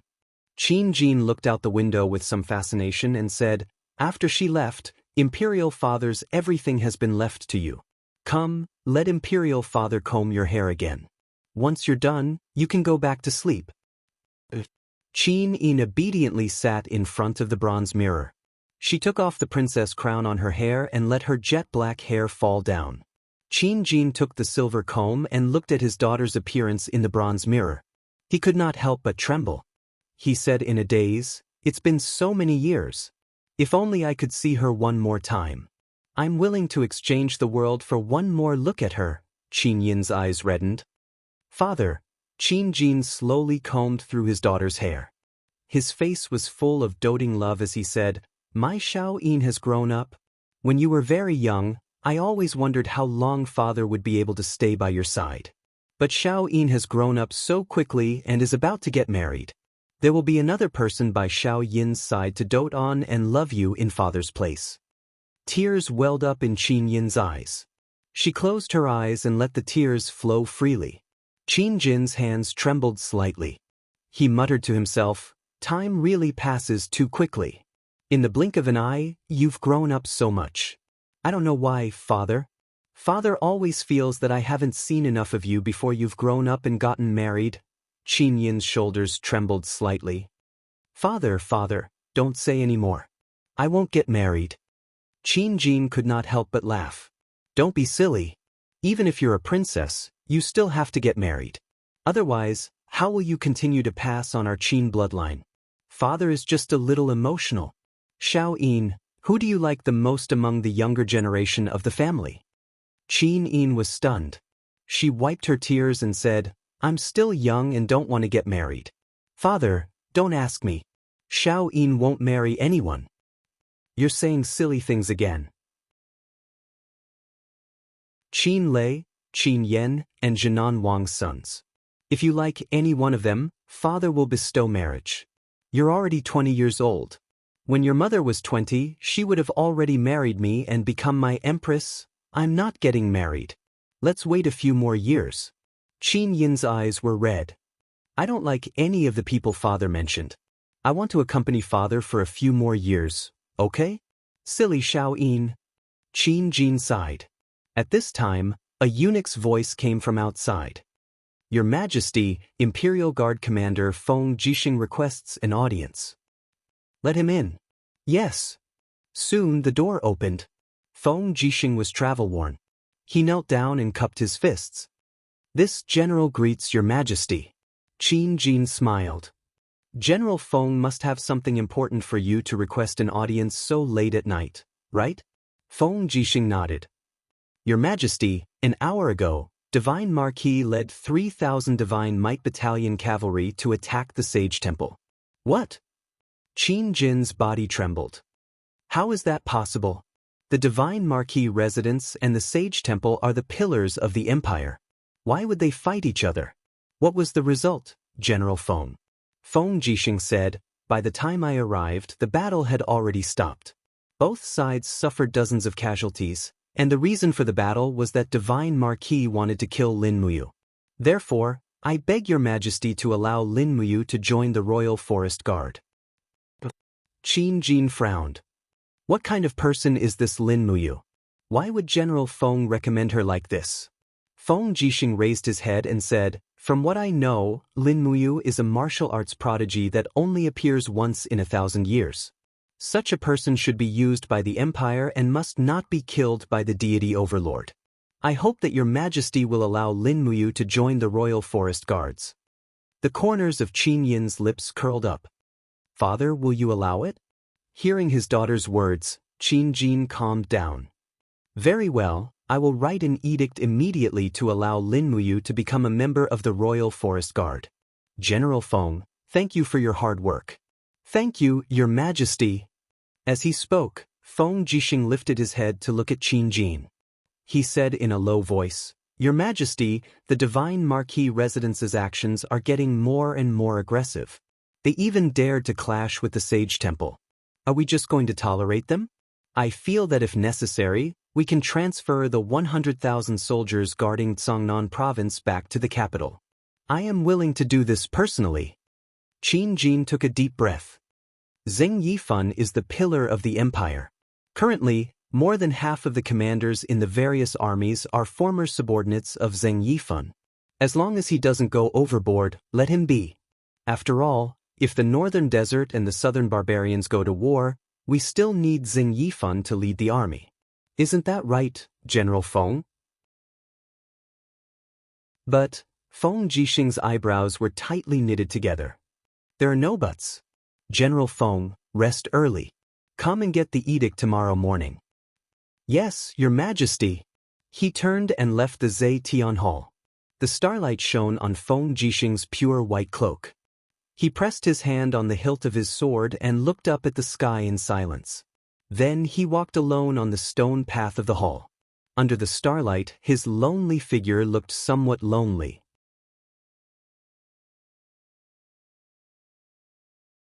Chapter 106. The next day, Gu Yang and Lei Hong sat opposite each other in the tea pavilion of the Holy Temple. They held a cup of tea presented by Ling Nan and closed their eyes to savor the aroma of the tea. Lei Hong sat cross-legged on the opposite side, a faint dou qi enshrouding his body. The battle with Zheng Yifan had caused him serious injuries, and he was still channeling his dou qi to heal himself. How is it? Gu Yang opened his eyes and asked. Lei Hong opened his eyes slowly and said, My internal injuries have basically healed. The medicine from the spiritual medicine department is very effective, but the hidden injuries in my meridians have not been completely healed. I miscalculated. The last time I fought with Zheng Yifan was more than 10 years ago. He was merely a first-level Heaven Realm martial artist back then. I didn't expect him to have cultivated into the holy domain in these 10 years. Moreover, Zheng Yifan's Ice Soul tactics has become even more powerful. Gu Yang smiled slightly. Don't worry. We were caught off guard last time. We'll be better prepared next time. I've already applied for 200 archers from the Imperial Army to be appointed as Holy Temple Guards. Even if Zheng Yifan comes again, his Ice Soul tactics may not be able to withstand thousands of arrows, right? Yes, that's the only way. At this moment, a Holy Temple Guard passed through the green vine-filled corridor and said respectfully, Great Deacon, General Qin Lei, the commander of the Imperial Army from the Zetian Temple, requests an audience. Qin Lei? Lei Hong was startled and said, Invite him in. Yes. Not long after, Qin Lei, dressed in a white robe, entered the hall with a few Imperial guards. He cupped his fists and smiled. Junior Qin Lei greets Great Deacon Lei Hong. Lei Hong stood up and said with a smile, General Qin Lei has come to visit. I wonder what's the matter? It's about Lady Lin Muyu. Oh. Lei Hong squinted his eyes. What happened to you? Qin Lei touched the back of his head and smiled awkwardly. His Majesty has already spoken to allow Lin Muyu to join the Imperial Army as a member of the Holy Temple and become one of the 200 Imperial Guards. This is His Majesty's handwritten decree. What? Lei Hong was so angry that his beard flew up. He smashed the tea table beside him with one palm and glared, This is too much. Did His Majesty ask for my opinion? Ayu is the most outstanding talent among the younger generation of the temple. I have high hopes for him, so why should the royal army hand him over to them just because they want to? No, Lei Hong, will never allow you to become a member of the Imperial Guard. Qin Lei grinned and became even more embarrassed. He cupped his fists and said respectfully, Grand Deacon, please don't be angry. Actually, His Majesty has also considered that you are not willing to let you leave the Holy Temple, so His Majesty has said that you cannot leave the Holy Temple and at the same time hold the position of a royal guard. Every month, he can enter the Zetian Palace to hold the position of a royal guard for half a month and continue to hold the position of a gold star sparring master in the Holy Temple for the remaining half a month. Really? Lei Hong glared at Qin Lei and said, Young Prince Qin Lei, don't lie to me. Qin Lei could not help but laugh. How would this junior dare to lie to Grand Deacon? His Majesty has already approved that after you becomes a royal guard, he can wear the badge of the Holy Temple in the Imperial Palace. Furthermore, you's official rank will belong to the Holy Temple and not the Royal Army. All the glory and achievements will belong to the Holy Temple. What does Grand Deacon think? That's more like it. Lei Hong then leisurely stroked his beard and said with a smile, Deacon Guyang, go call you over and instruct him on this matter. Then let him pack up and follow General Qin Lei to the Zetian Palace to report. However, he must return to the Holy Temple in half a month. He is a member of the Holy Temple and must take root in the Holy Temple. If he is not willing to return, this old man will not have the face to look for His Majesty to ask for him. Gu Yang held back his laughter and cupped his fists. Yes, Grand Deacon. Qin Lei respectfully stood to the side. The morning sun shone upon the waterside pavilion. Lei Hong continued to drink his tea. Perhaps he was in a fit of anger, but he did not ask Qin Lei to sit down, nor did he look at the tea. However, Qin Lei was a junior, so he did not mind. He held the lightning split blade and respectfully waited on the side. Lei Hong and Chu Chu were known as the two founding fathers of the empire. His fiery temper had always been famous throughout the world. Lei Hong did not dare to pluck the hair from the tiger's butt. Not long after, Lin Muyu, dressed in the white robes of the Holy Temple, appeared in the waterside pavilion corridor. His steps were steady as he respectfully smiled and said something to Guyang. As he walked closer, he naturally understood what was about to happen. Lei Hong looked at him with a burning gaze, saying, Are you willing to join the Royal Guard? Guyang said from the side, Once you join the Royal Guard, your identity will change. You will become a general under the Emperor. This is a supreme honor and you will directly obey the Emperor's orders. This also means, the Divine Marquis Residence and the Divine Might Battalion will not be able to do anything to you. Lin Muyu understood the good intentions of the two grandfathers. He cupped his fists and said, Lin Muyu is willing to follow the arrangements. Good. Lei Hong squinted his eyes and smiled. Becoming a royal guard is the dream of every cultivator in the world. Imperial Guard Master Feng Jixing has personally recommended you to His Majesty.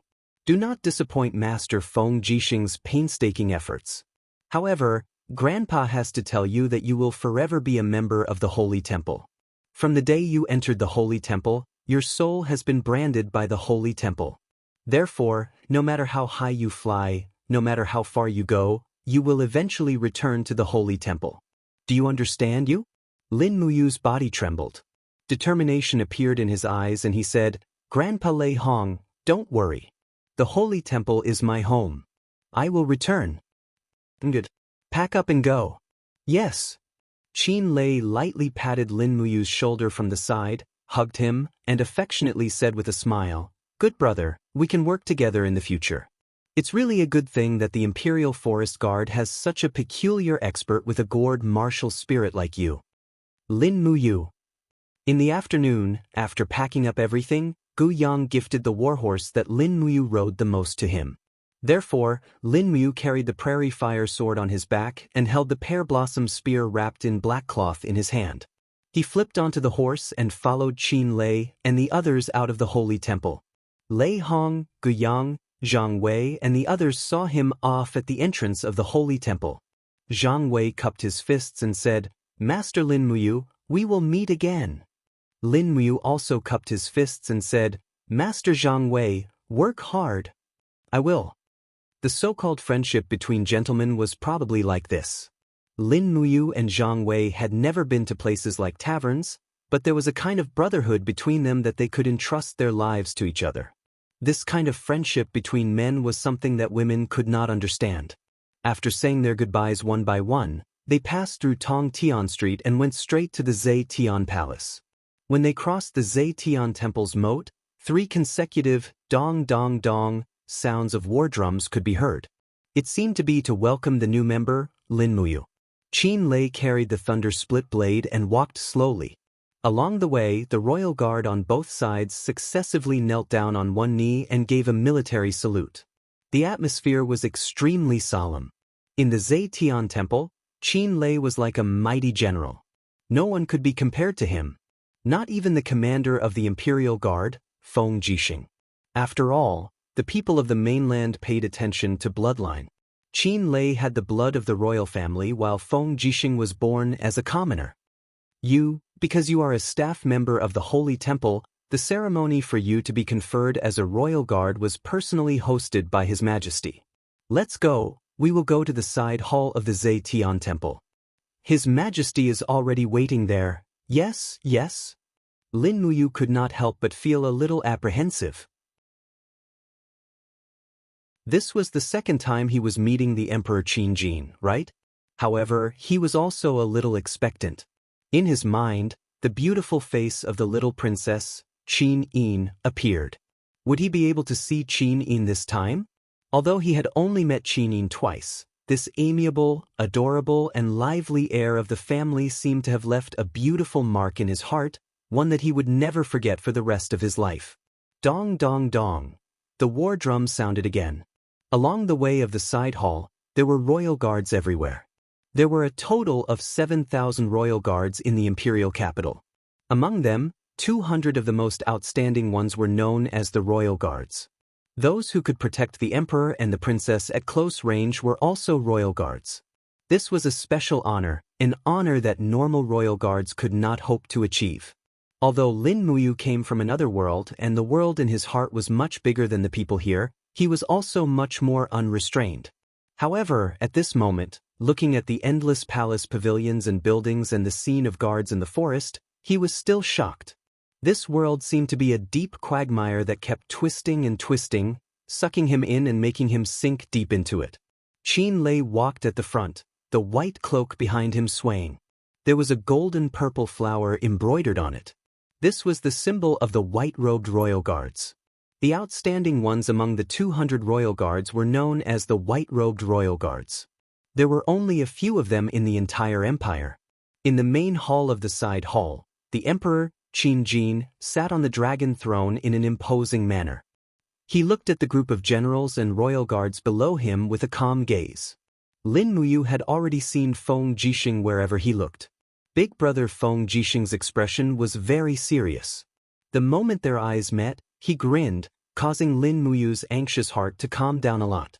He knew that it did not matter how deep the waters in this Zetian palace were, because there were two brothers here. Qin Lei walked forward, cupped his fists and said, "Your Majesty, I have brought Lin Muyu here." Qin Jin nodded. "Announce the imperial edict."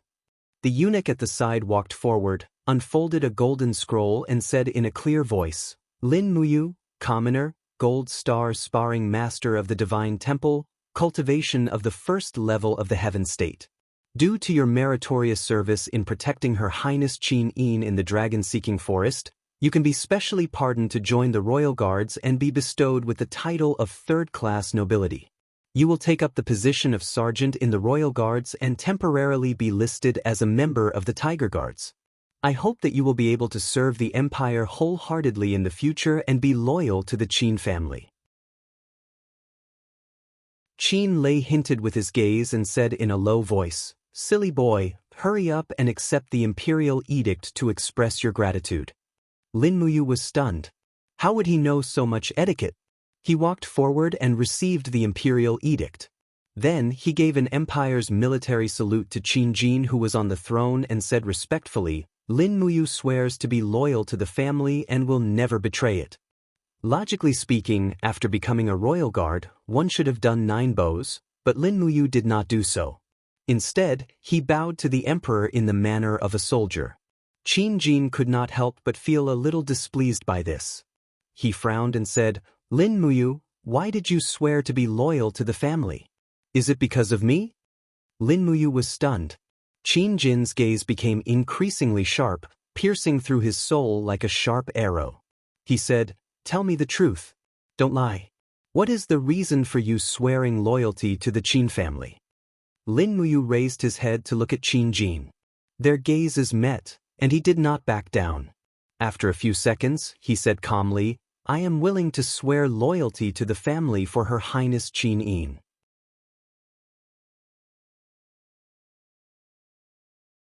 Chapter 107. When Lin Muyu said, "For Qin Yin," The group of generals was stunned. Many of them were already sweating on behalf of this silly boy. After all, the current emperor was still Qin Jin. However, he actually said that he was only loyal to the family for the sake of the next successor. This inevitably angered the emperor. Even Feng Jixing furrowed his brows and thought to himself, "Damn, this silly boy is going to stir up a hornet's nest. He's so honest." However, what everyone didn't expect was that Qin Jin wasn't angry at all. Instead, he stood up and held onto the emperor's sword. He smiled and said, "Well said. I'll remember this. For the sake of Her Highness Qin Yin, you must never betray the family." "Yes, Your Majesty." "All right, go." Qin Lei secretly wiped his sweat and smiled as he said, "Rascal, let's go. Follow me to the Imperial Army's camp." All right. After leaving the side hall, the group went straight to the Imperial Army's camp. The camp was inside the palace. Everyone leapt onto their horses and galloped away. Not long after, a building made of green bricks and tiles appeared in front of them. The Imperial Army's camp was far more luxurious than the Imperial Army's camp. In fact, a part of the palace's building had been split off to serve as the camp. The status of the Imperial Army in the capital was evident from this. The central tent was set up in the central hall. Qin Lei leapt off his horse and led Lin Muyu into the hall. From afar, he saw a familiar face walking towards them. It was Chu Huayin. You finally joined the Imperial Army." Chu Huayin laughed. Lin Muyu was a little embarrassed. "Brother Chu, we're working together now.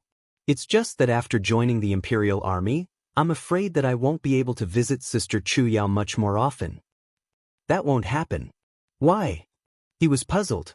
Chu Huayin smiled mysteriously and said, "Because you've just joined the Imperial Army." Qin Lei laughed and sat on the general's seat. He said, "Head of the army, get the name list." Very quickly, a person dressed in official robes took out a file and said, "Head of the Imperial Army, please instruct me." Qin Lei stood up and said, "Lin Muyu, squad leader of the Imperial Guards." His Majesty personally conferred him the title of Tiger Guard. Since he has joined the Imperial Guards for less than 3 months, he has been temporarily arranged to carry out missions in the inspection office. His military rank is Centurion, and he commands 100 Imperial Guards cavalry. Lin Muyu was stunned. He had no idea what Qin Lei was talking about. Chu Huayin smiled and patted his shoulder. "Good lad, not bad. You managed to become a Centurion of the Imperial Army after entering Zhe Tian Palace. When I first entered, I started from the rank of Corporal." Lin of Qin Lei Lin Muyu Hoof, head of Lei, Chu Muyu smiled. "Head. I see." Qin Lei held onto the hilt of his battle blade and said, "You? There are a total of 204 people in the Imperial Guard, and they are divided into 3 types of positions. The first rank is the Dragon Guard, and there are a total of 70 people. They are dedicated to protecting His Majesty and Her Highness the Princess, but they must have been a member of the Imperial Guard for at least 3 years. The second rank is the Tiger Guard, and there are a total of 61 people. They are responsible for the safety and defense of the surroundings of Zhe Tian Hall, and you are one of the Tiger Guards. Finally, the third is the Eagle Guard. They are responsible for patrolling the surroundings of the Imperial Army. You are a member of the Tiger Guard. Lastly, the third is the Eagle Guard. They are responsible for patrolling the surroundings of the Imperial Army and protecting the safety of the Imperial City. As for the inspection office, it's actually just an external department. It's responsible for patrolling the perimeter of the Zhe Tian Hall and the defense of Tongtian Street every day. It's not a big deal, just maintaining public order. This is the only way to become a Dragon Guard. Look, Feng Jixing and I started out as Tiger Guards." Lin Muyu couldn't help but laugh. He cupped his fists and said, "Yes, I understand." "That's good." Qin Lei sat down again and looked at the files on the table. He then raised his head and said, "Chu Huayin, bring you to report to the inspection office. Help him collect 3 sets of armor for the Imperial Army while you are at it." "Yes, General." Chu Huayin bowed respectfully. No matter how good his relationship with Qin Lei was, he always had to be respectful in the military camp. This was the rule. The military officers sent over 3 sets of armor. They were all the attire of the Imperial Army. However, Lin Muyu had special permission. Thus, he could only wear the Holy Temple's battle robe in the Imperial Palace. Come, put this on. Chu Huaying was like an elder brother as he personally embedded 2 military insignia on the collar of his armor. It was a silver military insignia with the image of a mighty tiger's head. It represented the Tiger Guard, and behind it were 3 silver stars. This was also the standard insignia of a centurion of the empire. At this moment, Lin Muyu was already considered a mid-level general in the army. Let's go. Chu Huaying mounted his horse and looked at him meaningfully with a smile. He said, however, you must be very careful. The supervisor of the inspection office is Sir Bai Fan. You must be very careful when carrying out missions in the inspection office. You must not provoke Sir Bai Fan. Otherwise, he won't let you off easily, ah? Lin Muyu was startled. He secretly thought that it was indeed not easy to mingle around. He thought that he would have nothing to do after entering Zetian Palace. He didn't expect that he would still have to fawn over his superiors here. Not far away, a group of Imperial Army guards wearing white robes galloped over. After they got closer, they all dismounted and stood in a row to salute Lin Muyu. The person in the lead said, I am Wei Chou. I have brought 9 brothers from the Imperial Army to report. Sir Lin Muyu, from now on, you are our direct superior general. We will follow you to the inspection office to report. Wei Chou? Lin Muyu couldn't help but secretly rejoice. This Wei Chou looked upright and outspoken, and there was a heroic spirit between his brows. It was a gift from the heavens to have such subordinates. She nodded and said, all right, let's set off now. Chu Huaying didn't send them off too far. He was on duty today and had to continue patrolling the palace. Thus, Lin Muyu and the others went to the inspection office on their own. The sound of horse hooves reverberated throughout the imperial city. At the outermost area of the Zetian Palace, there was a group of buildings that appeared to be of a simple and unadorned style. They looked exceptionally majestic, and there were 3 large words written on a horizontal board: Inspection Division. Lin Muyu held a document in her hand and led 10 Imperial Army guards in. She said to the guard, the new Tiger Guard, Lin Muyu, has led 10 Imperial Army guards to await orders. A voice came from the hall. So it's Lin Muyu who has graced the inspection office. Come in. Yes. Lin Muyu lifted her battle robe and stepped over the high black threshold into the inspection office. She looked up and saw 2 rows of Imperial Army guards lined up on both sides with solemn expressions. At the end of the hall was a steel table, and a general with a long beard was sitting there. He looked up at Lin Muyu and said with a smile, I've long heard of Lin Muyu's great name. It's an honor to see you with my own eyes today. Lin Muyu pays her respects to Lord Bai Fan. Lin Muyu was still very respectful. Bai Fan nodded and said, Lin Muyu, our inspection office originally had a total of 5 teams. Including your team today, there will be 6 teams. Each team needs to carry out missions for 10 days every month. Your team will be responsible for patrolling Tongtian Street for the next 7 days. Do you understand? All right. Bai Fan suddenly smiled and said, I heard that you once saved Her Highness Qin Yin in the dragon-seeking forest? Yes. Heh. Bai Fan stood up and cupped his hands with a smile. It seems that Lord Lin Muyu is the savior of the future crown prince. This humble Bai Fan greets you. Lin Muyu couldn't help but feel a bit disgusted. She frowned and said calmly, You're too kind, Lord. All right. Bai Fan said, Go to the camp and pick 100 Imperial Army soldiers to be your subordinates. The safety of Tongtian Street will be in your hands today, but you must remember that Gate 30 to 50 of Tongtian Street needs to be carefully patrolled.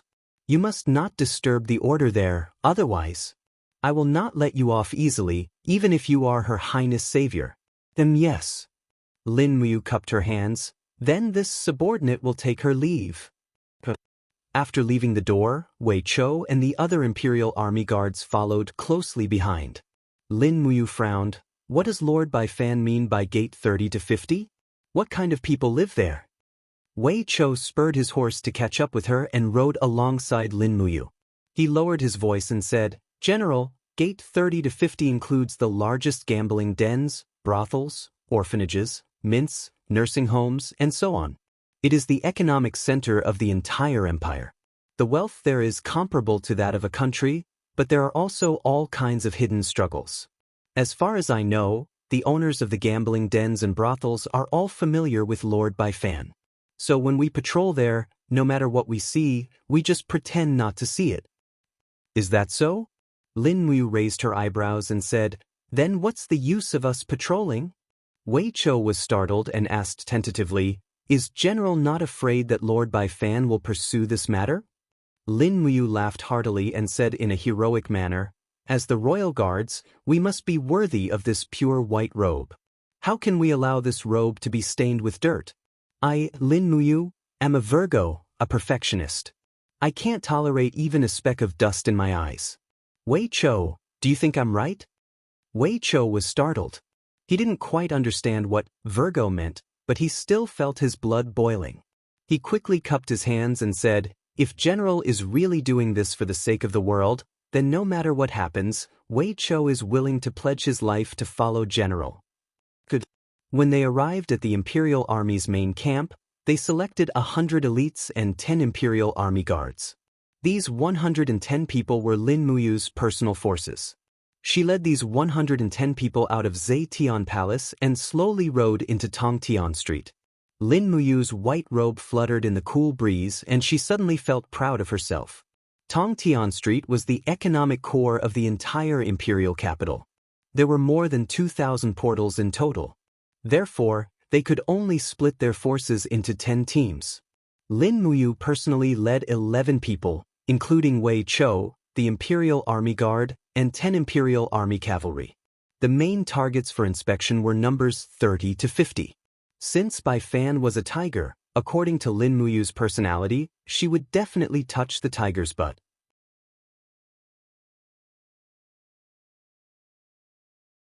Chapter 108. Leading the war horses, they slowly traversed through Tongtian Street.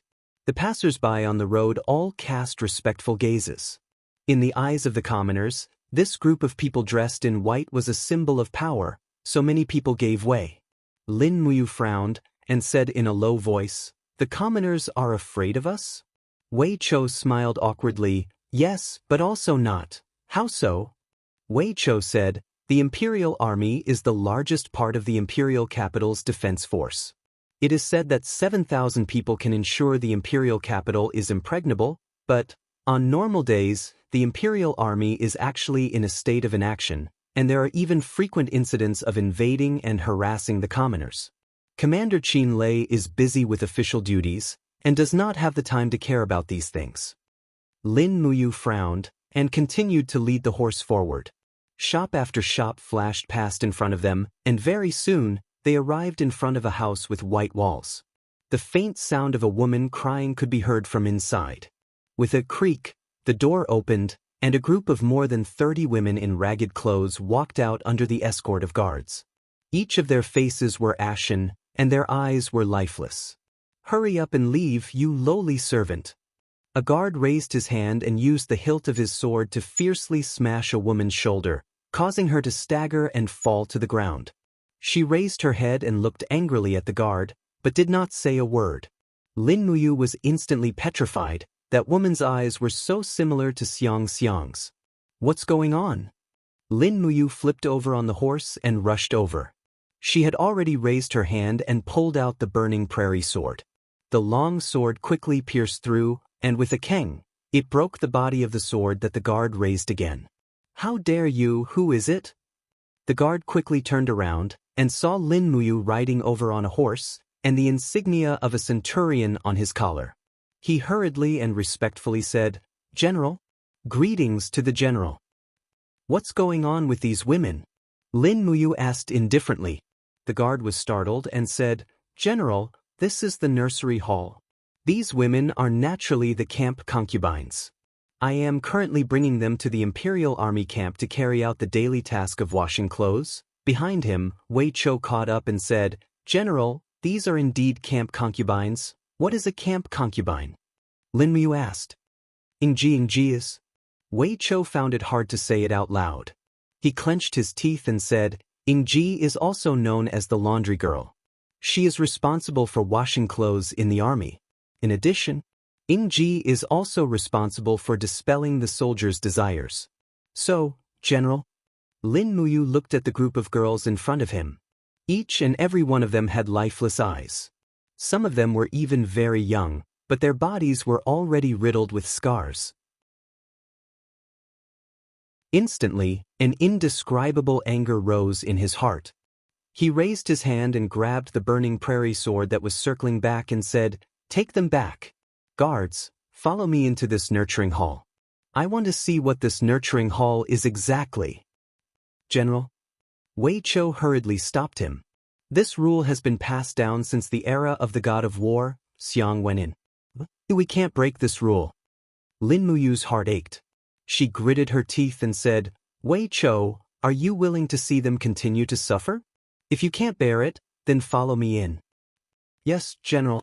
10 imperial guards got on their horses and charged through the door of the nurturing hall.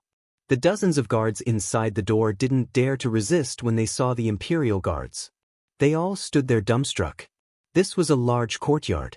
Not far away, the miserable cries of young girls could be heard. Lin Muyu spurred her horse forward and directly knocked open the door of a room in the corner. She saw a fat body wriggling on top of a young girl's body. Who is it? Fatty turned around with a ruthless expression and shouted, How dare you spoil my plans? You're courting death. He didn't even look at who it was. He grabbed a saber from the side and rushed over. His martial spirit appeared on the saber. This person's martial arts attainment wasn't low. Although he was fat, he was very agile. Lin Muyu flipped off her horse. She gently extended her sword and sucked the opponent's long saber. She quickly turned and retreated, bringing Fatty out of the room. The moment he was lured out of the room, Lin Muyu's entire body erupted with a wave of do qi. The burning prairie sword suddenly pressed down, bringing the fatty's body down. She then turned around and gave a roundhouse kick. The dense do qi wrapped around her combat boots, and with a purr, she kicked the back of the fatty's head. How could the fatty withstand such an attack under the influence of anger? His entire body flew up and crashed into the wall. The bluestone tiles scattered all over the floor. The fatty's protective Jinqi had completely shattered, and he had already fainted. The surrounding people stood there dumbfounded. Only a young guard muttered, Lord Zhao's cultivation level is at the second firmament of the Earth realm. He was defeated in one strike. This Lord Imperial Guard is so powerful. Lin Muyu raised his head and looked into the room. The girl was sitting naked on the bed, crying in pain. He slowly walked back into the room. He raised his hand and pulled the white battle robe from behind him. He put it on the girl and said, Don't cry. It's all over now.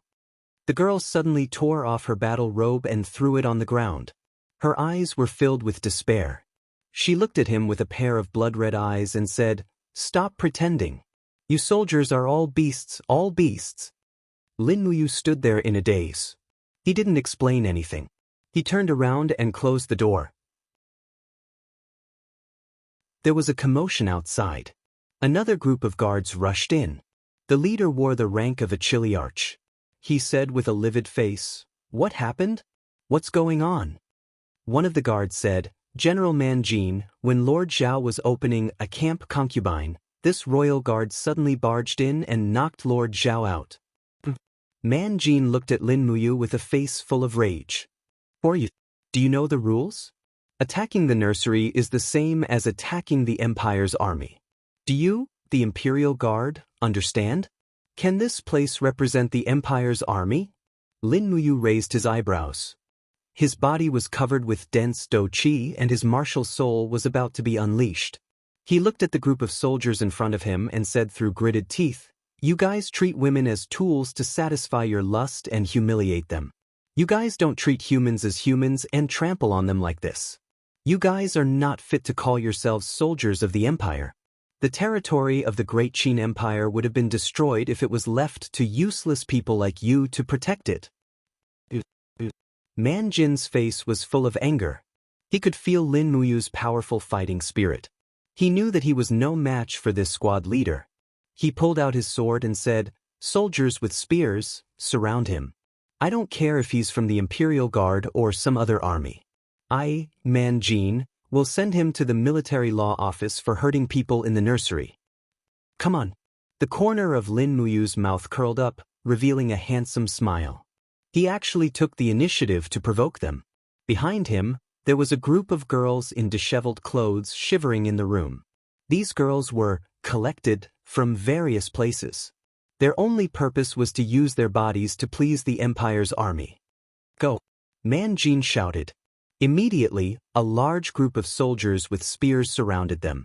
The men brought by Lin Muyu were not to be trifled with. Wei Chou pulled out his sword with a roar and swung it.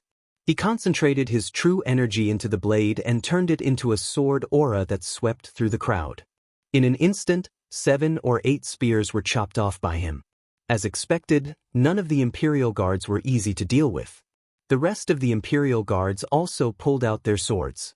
Some of them had already mounted their horses and were ready to charge. More and more soldiers poured into the room. The insignia on their shoulders indicated that they were from the Imperial Guards. Lin Muyu even recognized that Man Jin was a chiliarch of the Imperial Guards. Weng Weng. Lightly raising her finger, she controlled the burning prairie sword that was enveloped in flames. Ready to attack at any moment, Lin Muyu said indifferently, "General Man Jin, the commander of the Imperial Guards, Feng Jixing, is my big brother. I don't want to hurt the relationship between us. If you know what's good for you, immediately withdraw your men. Otherwise, don't blame me for being rude." After all, Man Jin was a chiliarch. How could he endure such humiliation? Waving his sword, he shouted, "What's the point of talking so much?" A group of soldiers with spears leveled their spears and charged in from all directions. Lin Muyu had a clear view of the situation. With a light wave of her left hand, the martial spirit gourd immediately condensed into the wall of the gourd. Dang dang dang, the spears of the Imperial army were repelled.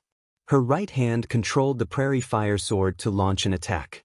The blade of the sword transformed into a fiery rainbow that swept across. With a low roar, the fire dragon sword spirit instantly appeared. With a furious roar, it devoured a dozen of the spearmen. In the next moment, these people were already struggling to extinguish the flames while howling in pain. "Bastard!" Man Jin roared and slashed down with his sword with 3 streaks of light. His martial soul roar. There were no weak soldiers under a strong general. The moment Man Jin attacked, it was obvious that he was extraordinary. But Lin Muyu was stronger, much stronger. She swept her left arm across the horse's back and grabbed the shining pear blossom spear in her hand.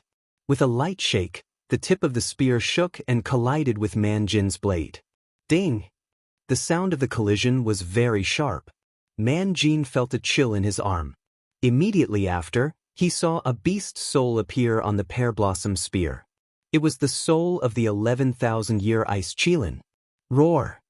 The spear soul disappeared in a flash, and the ice Qilin's sharp claws swept across Man Jin's armor.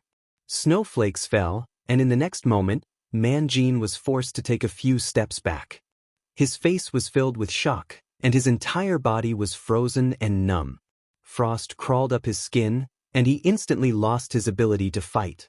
After all, the difference between Earth Realm and Heaven Realm was too great, so he could not be blamed. Retreat, retreat. Man Jin's face was full of shock. The surrounding Imperial Guards also stopped. Everyone knew that with this small number of soldiers, they could not do anything to this young Imperial Guard. The battle ended in less than 2 minutes. However, the blood on the ground was proof that this battle had happened. Wei Chou held his blood-stained sword and said with a grave expression, "General, we have offended the Imperial Guard's patrolling troops. We have already made a mistake. What should we do now?" Lin Muyu's gaze fell on the young girls imprisoned in the nursery. There were about 200 of them. He frowned and asked, "Wei Chou, if we leave now, what will happen to these women?" Wei Chou was stunned. He said, "They will continue to live the fate that they deserve." "Then what will happen if I let them go?" They will naturally be free, but General, I'm afraid you will be punished by military law. Then let them go, Lin Mu sighed softly and said, if there is any responsibility, I will bear it alone. Yes, General.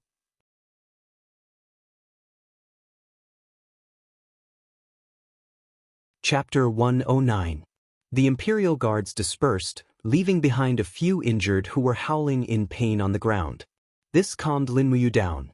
She mounted her horse and ordered, 2 of you stay behind to treat the injured. The rest of you, follow me to escort the girls out of Lanyan City. Wei Chou cupped his fists and said, yes, General. However, these girls are penniless. What should we do? Lin Mu searched her pockets and found some gold, silver, and diamond coins. She took out a diamond coin and handed it to a soldier, saying, take this and exchange it for gold and distribute it to these girls. Each of them will get 5 coins. If there's not enough, I'll make it up to you later. Wei Chou took out a bag of gold and said, what are you saying, General? I've already given them the money. How can I let you make up for the lack? The Imperial Guards will be here soon. Lin Mu looked outside the hall and said, we must hurry. Otherwise, we won't be able to leave once the Imperial Guards arrive. Yes, General. Soon, nearly 200 prostitutes came out of the recuperation hall in ragged clothes, including the girl who had just lost her virginity. When she finally walked out of the recuperation hall, a trace of life finally appeared in her eyes. In fact, being able to live was more important than anything, even more important than chastity. Sometimes, human nature was like this. Lin Mu escorted these girls out of the city. She had a patrol token on duty, so she didn't encounter any obstructions when she left the city. The autumn wind was warm outside the city. The group of girls each took out a gold and knelt by the side of the road, thanking her sincerely. Some of them even hugged their heads and cried. Lin Mu sat on her warhorse and closed her eyes. Through the spirit pulse technique, she could feel the sound of hooves in the distance. She pointed to the south and said, there's a village about 3 miles south. Go live there and don't come back. Thank you, sir, thank you. The women cried and supported each other as they left. In less than 5 minutes, the heavy sound of iron hooves could be heard, and a large group of Imperial soldiers rushed out of the city. There were at least 1,000 of them, but Lin Mu recognized the leading general. It was Luo Lai, the Chiliarch who had brought him into Lanyan City for the first time. You! Luo Lai's sword-like eyebrows furrowed as he urged his horse forward. You're really too reckless. Do you know how much trouble you've caused? Letting 200 concubines loose is a capital offense in the army. Lin Mu said apologetically, Lord Luo Lai, I'm really sorry. This time, I injured a soldier of the Imperial Guard. I was indeed too rash, but I really can't bear to see a girl being humiliated in front of me. If I can endure all of this, then I don't deserve to wear this white robe. I'm sorry. Sigh. Luo Lai let out a long sigh. The nursery hall is where the Imperial Army gathers the concubines in Lanyan City. It's directly under the jurisdiction of the Divine Marquis Constabulary. You've destroyed the nursery hall this time. The Divine Marquis Constabulary will definitely not let you off. Based on Divine Marquis Zheng Yifun's attitude towards you, there's no way he'll let you off this time. What do you plan to do? Lin Mu took a deep breath and said, I'll take responsibility for my own actions. I'll go to Zetian Palace myself to see His Majesty and accept my punishment. Luo Lai nodded. We'll split into 2 groups. I'll leave 500 cavalrymen to escort you to Zetian Palace. You must be careful. Before you reach Zetian Palace, don't fall into the hands of the Divine Marquis Constabulary or the Military Police Battalion. Zheng Yifun and Xiang Yu aren't easy to deal with. I'll immediately look for Lord General Feng and Lord Qin Lei. With their pleas, perhaps His Majesty will be lenient. Thank you, Lord Luo Lai. Let's go. The Imperial Guard will have to confiscate your weapons first. Is that all right? After handing over the Burning Prairie Sword and Pear Blossom Spear, Lin Mu dismissed Wei Chou and the rest of the Imperial Guards and Imperial Guards, allowing them to return to the patrol station to hand in their orders. Wei Chou was extremely unwilling, but in the end, he could only leave indignantly and watch as Lin Muyu was escorted by a group of imperial guards to Zetian Palace. Skyspan Street was extremely lively. The commoners surrounded the two sides of the street and looked at the imperial guards' formation from afar. They were pointing and discussing something. After traveling for a short distance, a troop of soldiers galloped over from afar. Their armor was bright, and there was a golden eagle insignia embedded on their chest plates. They were from the military police battalion. The bloodbath spear in Xiang Yu's hand drooped down, suffused with a blood-red luster.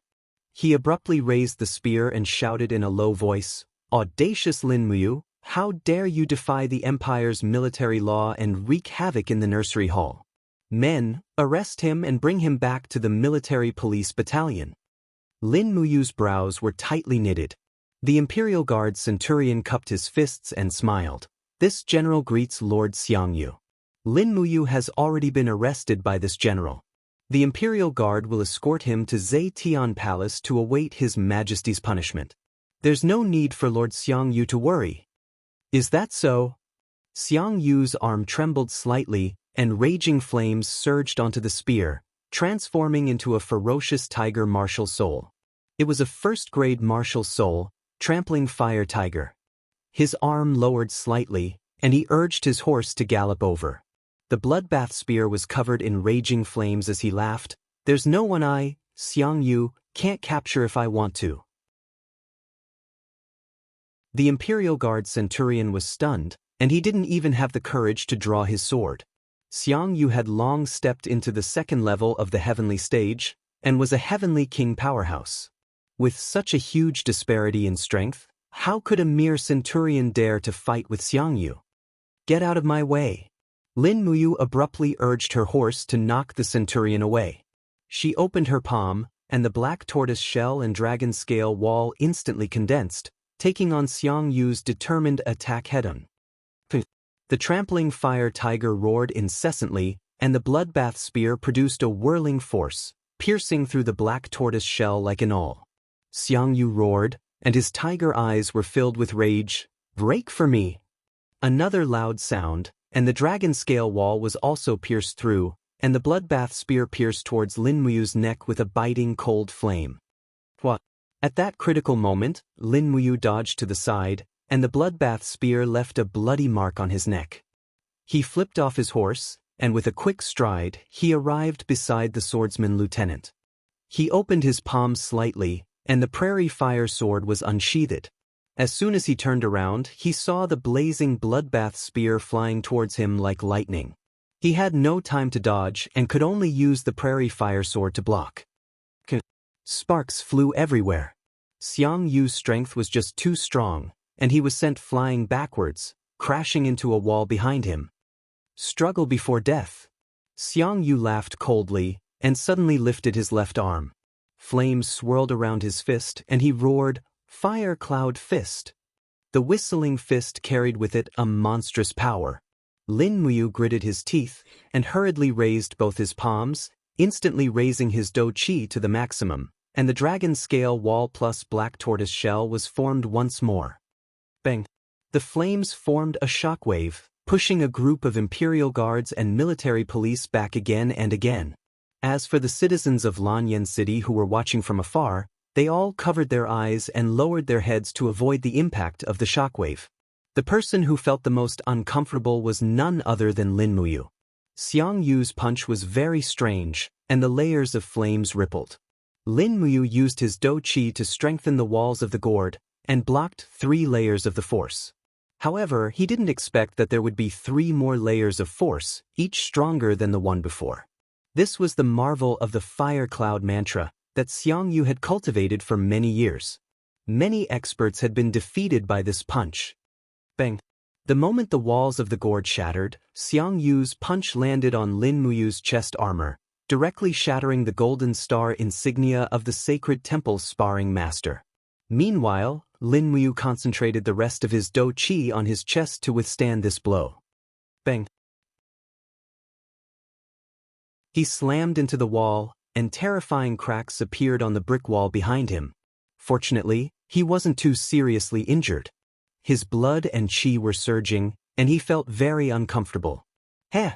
Xiang Yu sneered, and the bloodbath spear thrust forward like lightning. He was obviously going to kill Lin Muyu, and not bring him back to the military police camp for interrogation. Lin Muyu knew how strong the person in front of him was, but there was nothing he could do. His strength was completely suppressed, and his dou qi was almost exhausted in an instant. He couldn't summon his strength for a moment, and he couldn't even use the 7 luminaries' profound energy. Looking at Xiang Yu's spear thrust forward, Lin Muyu had a feeling that death was approaching. She never thought that she would actually die here. This was probably the shame of thousands of transmigrators, right? Moreover, it was such a worthless death. Dying for 200 camp girls? Those transmigrators had all made great contributions, and their names would go down in history. In an instant, Lin Muyu's mind was full of thoughts. At this moment, there was a sudden whistling sound in the air, and a broad saber carrying a majestic dou qi fell from the sky. It was the Windcutter saber.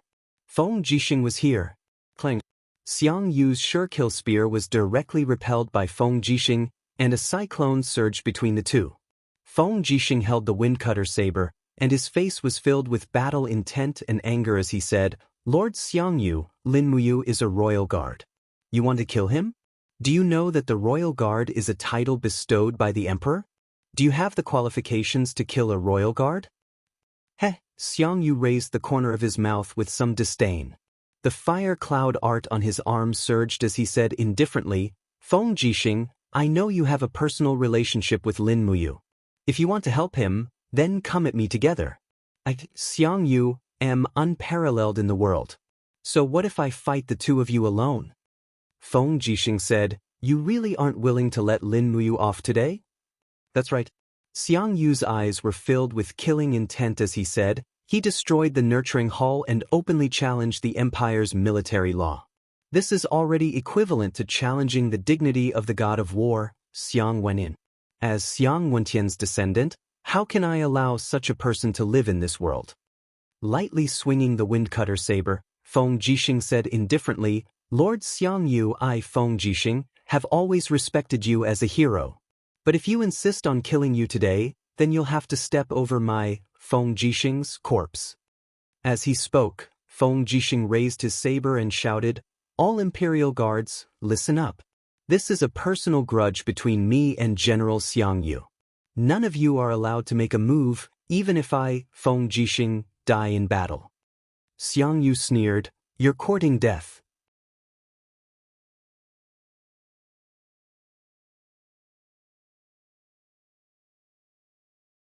Chapter 110. "You, do you still have strength?" Feng Jixing held the Windcutter and asked in a low voice. Lin Muyu was recovering and said in a low voice, "I still need a few more seconds to recover the flow of battle qi." "Brother Feng, I'm so sorry. Silly boy, what are you talking about?" Feng Jixing had his back to Lin Muyu, his white cloak fluttering, and said with a smile, "You just did what I, Feng Jixing, wanted to do for many years but didn't dare to do, huh?" Lin Muyu was stunned, and her heart warmed.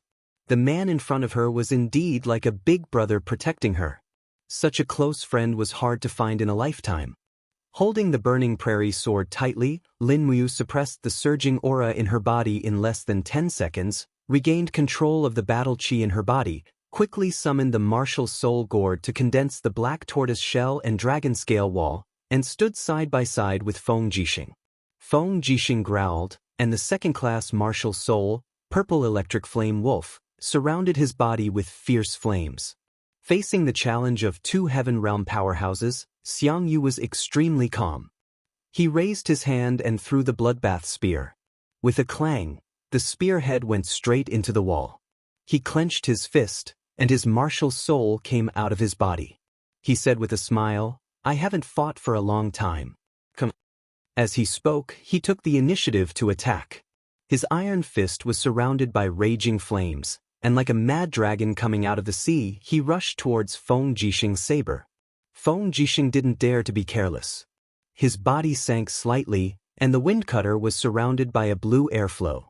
He suddenly turned around and slashed out a mighty blow. The first style of the Windcutter technique, Desert Gale. Many of the imperial generals were well versed in the windcutter technique, but he was the only one who could use it as smoothly and domineeringly as Feng Jixing. After a collision, the fist force of the fire cloud fist was forcibly dispersed. However, Xiang Yu's punch was astonishingly fast, and the second punch followed, directly hitting Feng Jixing's protective battle chi. Feng Jixing took a few steps back, his face full of shock. Was this Xiang Yu's true strength? Ha!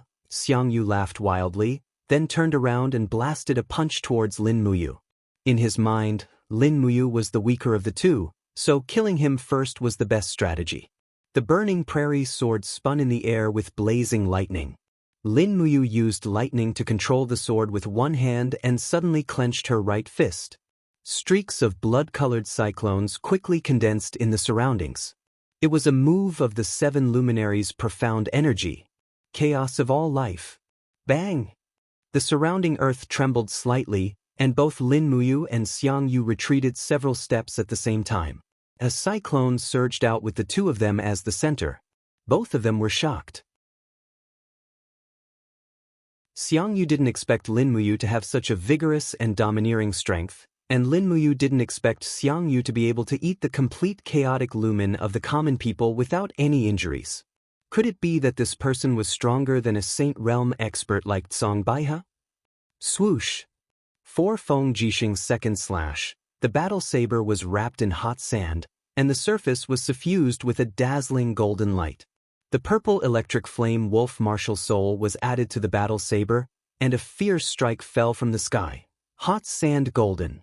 Xiang Yu let out a low roar, and streaks of chaotic flames rose above his arms, condensing into a fire lotus in the blink of an eye. He held a scorching fire lotus in one hand and blasted it out, shouting, Feng Jixing, have a taste of this father's chaotic 9 strikes. The first strike, chaotic fire lotus. Bang! Piercingly cold flames bloomed in the air, and Feng Jixing was forced to retreat along with his saber.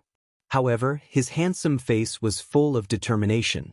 His battle chi soared in the air, and he raised his battle saber for the third slash.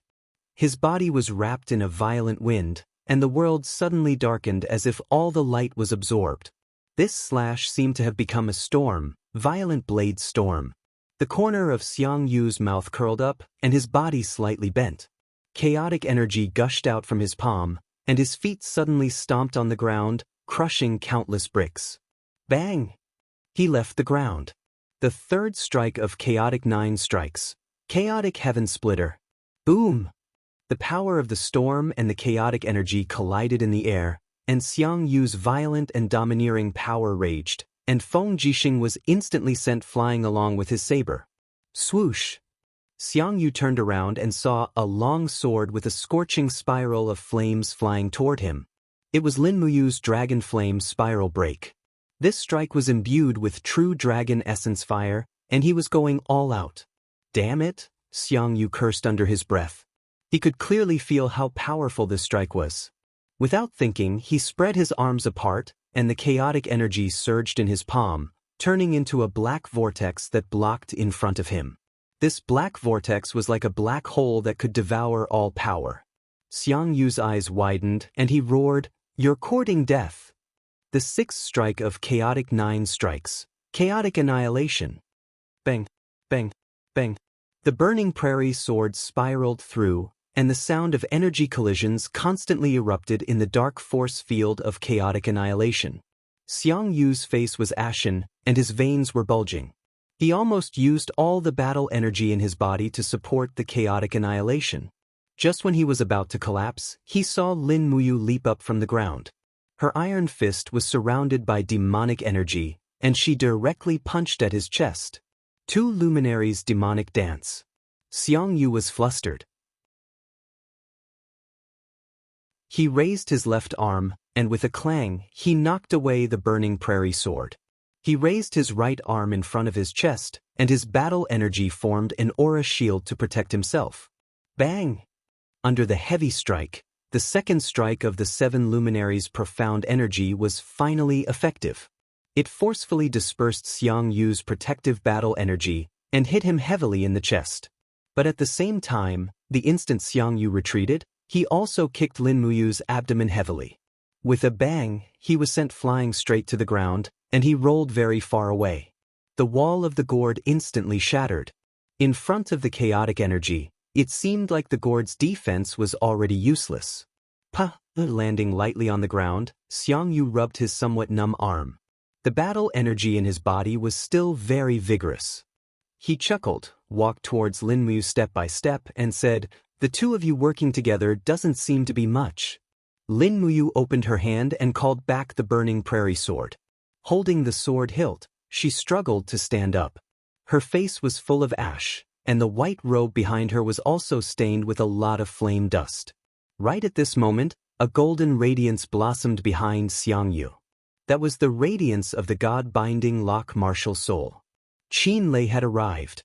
The thunder split saber was covered with lightning. Qin Lei directly jumped up from his warhorse, and the saber shone brilliantly.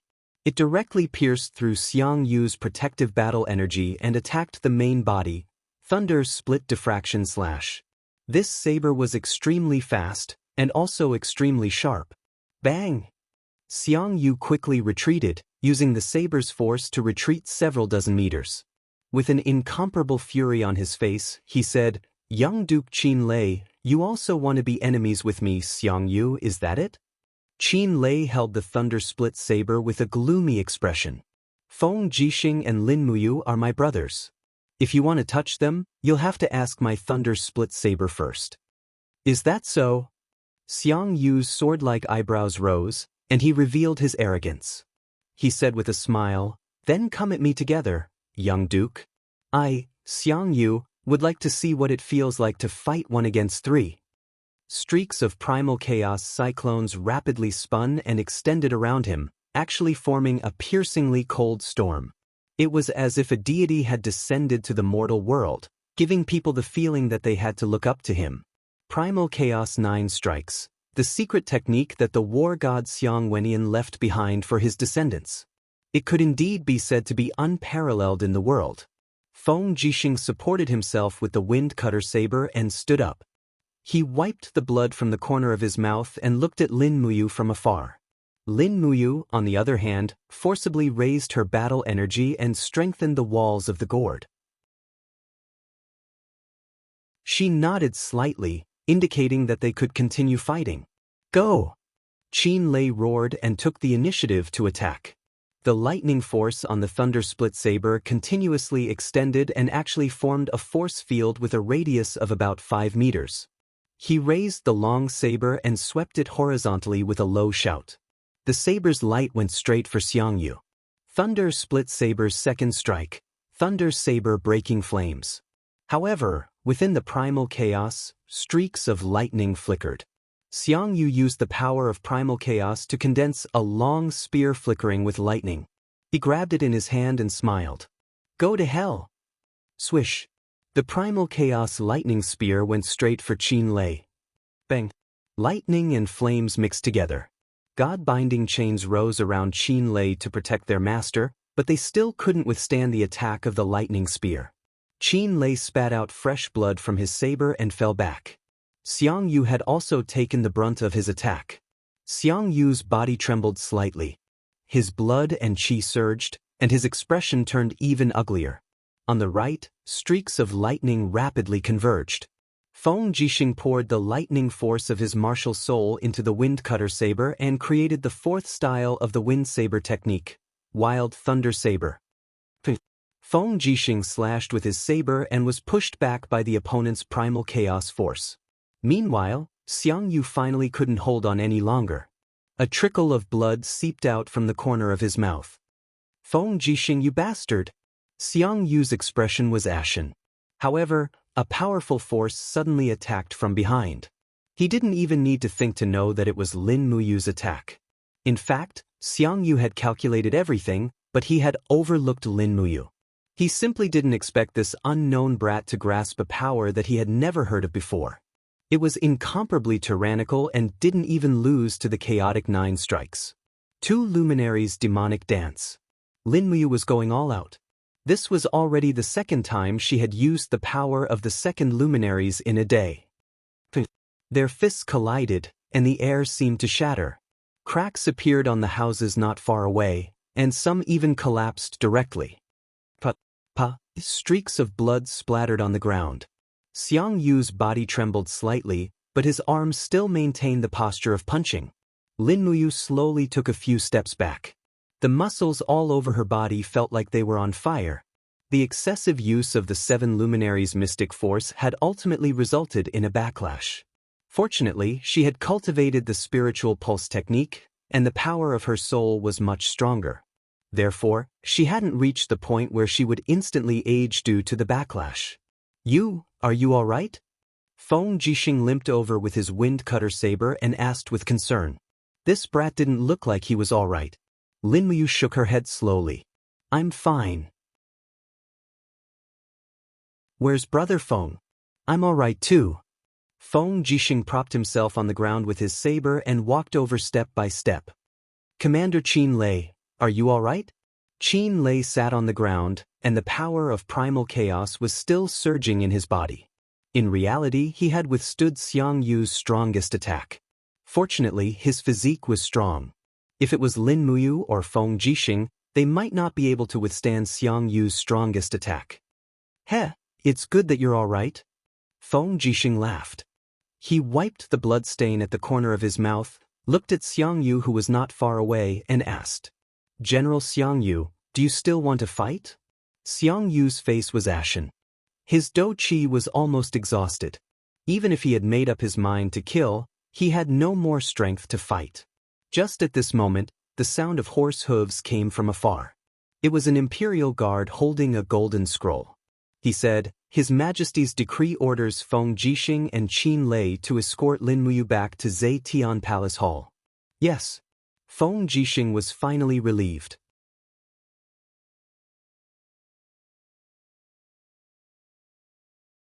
Chapter 111. The Zetian Palace's main hall was filled with hundreds of officials. The Emperor, Qin Jin, sat on the dragon throne with a solemn expression. His hand was on the hilt of his sword and his expression was extremely ugly. Lin Muyu's hands were tied and she was personally escorted into the main hall by Feng Jixing. The Holy Palace's battle robe on her body was still stained with blood. Some of it was hers, and some of it was Xiang Yu's. Behind her, Qin Lei and Xiang Yu also walked in, causing the officials to be dumbfounded. Tell me. The Emperor, Qin Jin, looked at Lin Muyu coldly and said, This Emperor specially pardoned you to join the Imperial Guard as a commoner. Why did you create such a disaster on your first day? Destroying the nurturing hall and releasing more than 200 female soldiers. Do you know how big of a crime this is? Lin Muyu, do you know your mistake? I know my mistake. Lin Muyu readily admitted her mistake. Where did you go wrong? The Emperor continued to ask. Lin Muyu said indifferently, You violated the military law. Since you know the military law, why did you release those 200 female soldiers? Qin Jin asked. Lin Muyu raised her head, her gaze like a clear spring, and said, Your Majesty, the female soldiers are also people and the daughter of an ordinary family. They shouldn't be treated like this. I know I violated the military law, but I don't think I did anything wrong. On the contrary, the military law is very wrong. Can raising female soldiers really increase the Empire's combat power? What did you say? Qin Jin raised his eyebrows, revealing a trace of anger. The leader of the officials, Zheng Yifan, who was standing at the front, stepped forward and said, Your Majesty, Lin Muyu has no respect for the military law and should be executed immediately. The rules for female soldiers were personally set by the war god, Xiang Wenyan, and they have been unimpeded in the army for so many years. This brat actually dared to question Xiang Wentian's foresight and even dared to contradict Your Majesty. This is simply disgraceful.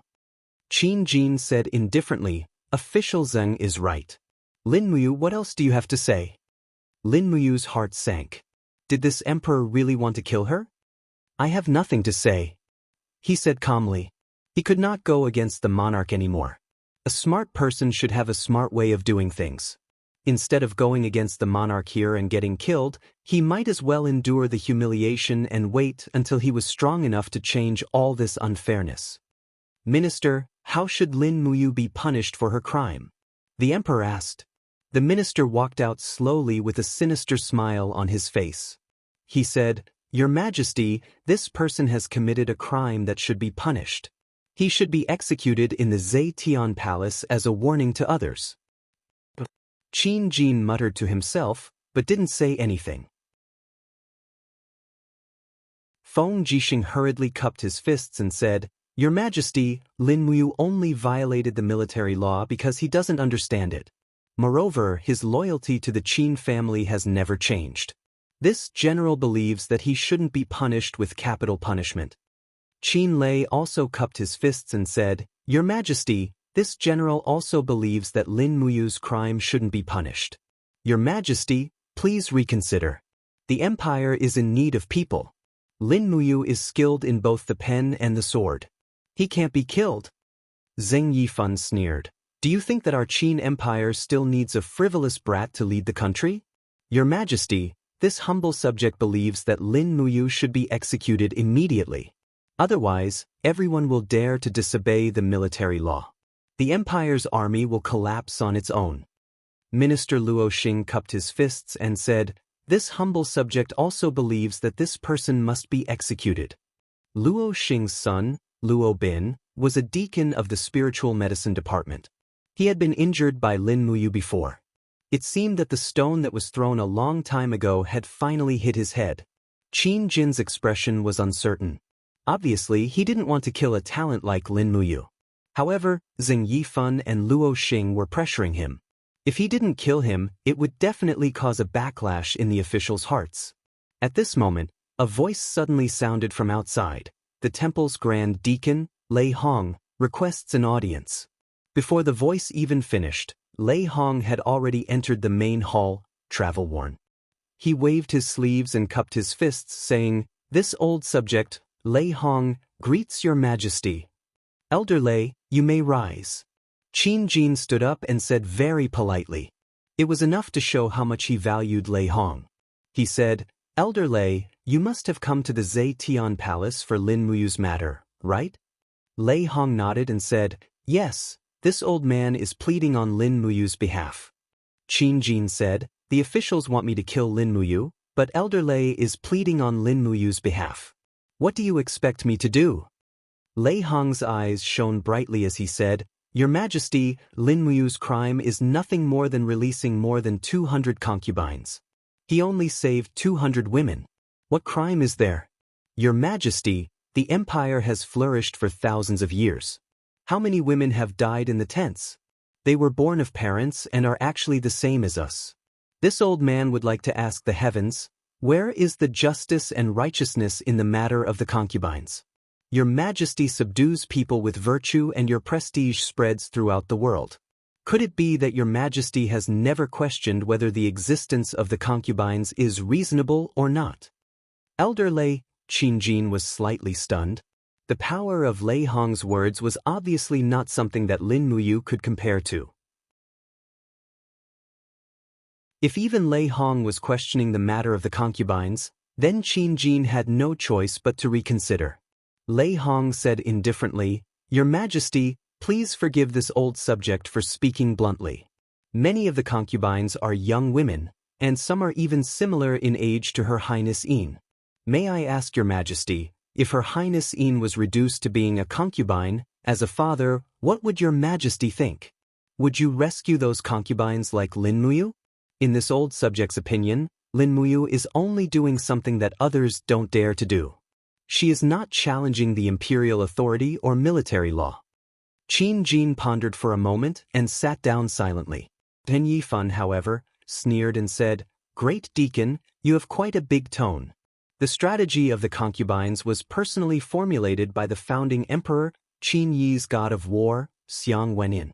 Our soldiers have gone on expeditions to the south and the north, relying on their blood and vigor. They have been away from home all year round and have never encountered a woman.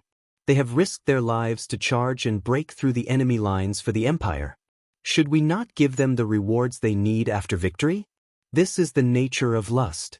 If we don't give them the concubines, are we going to allow our soldiers to force women from good families?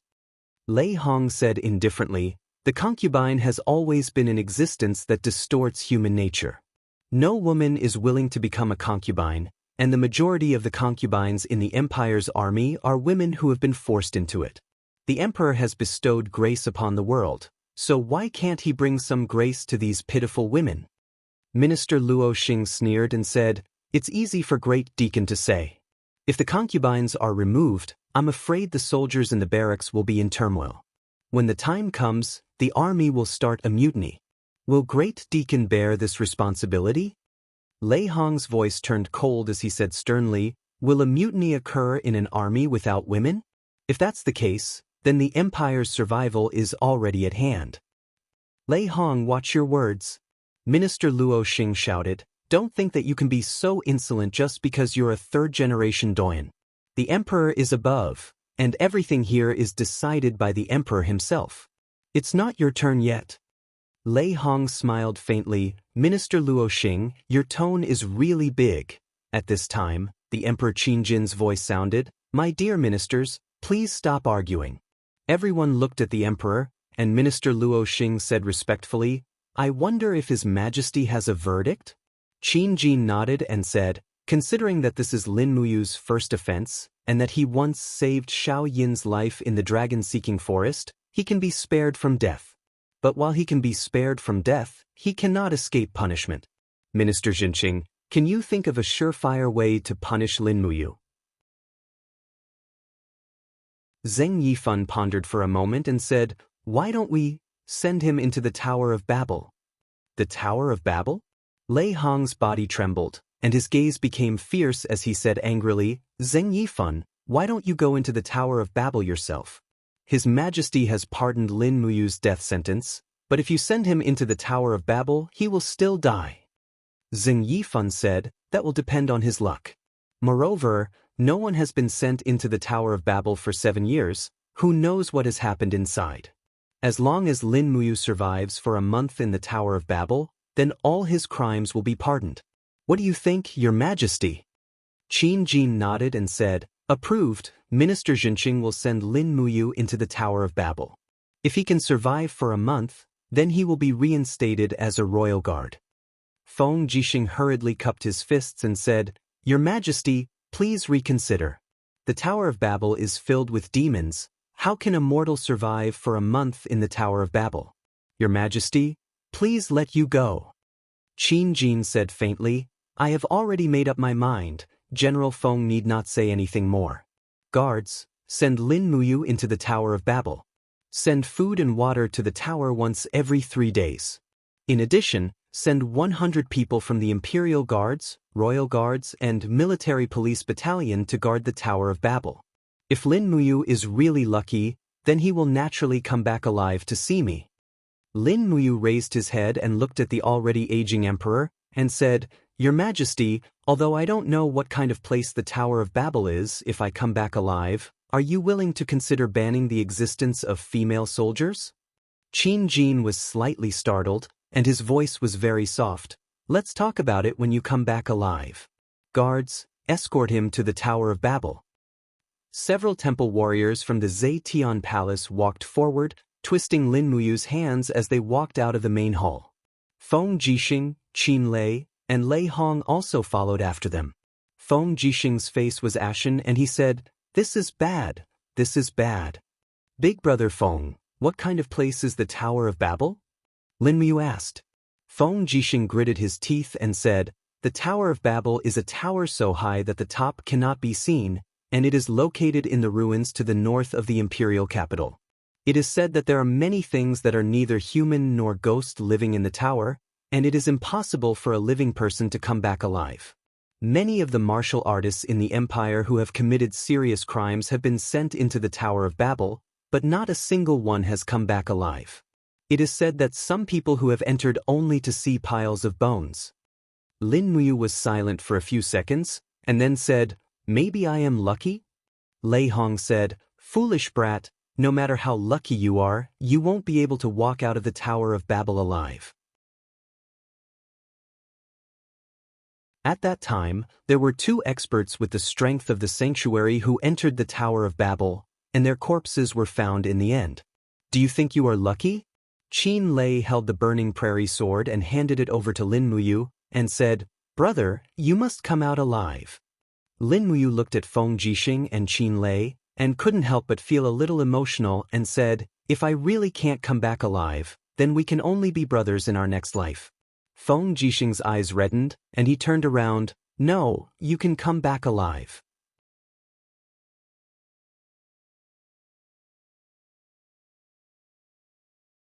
Chapter 112.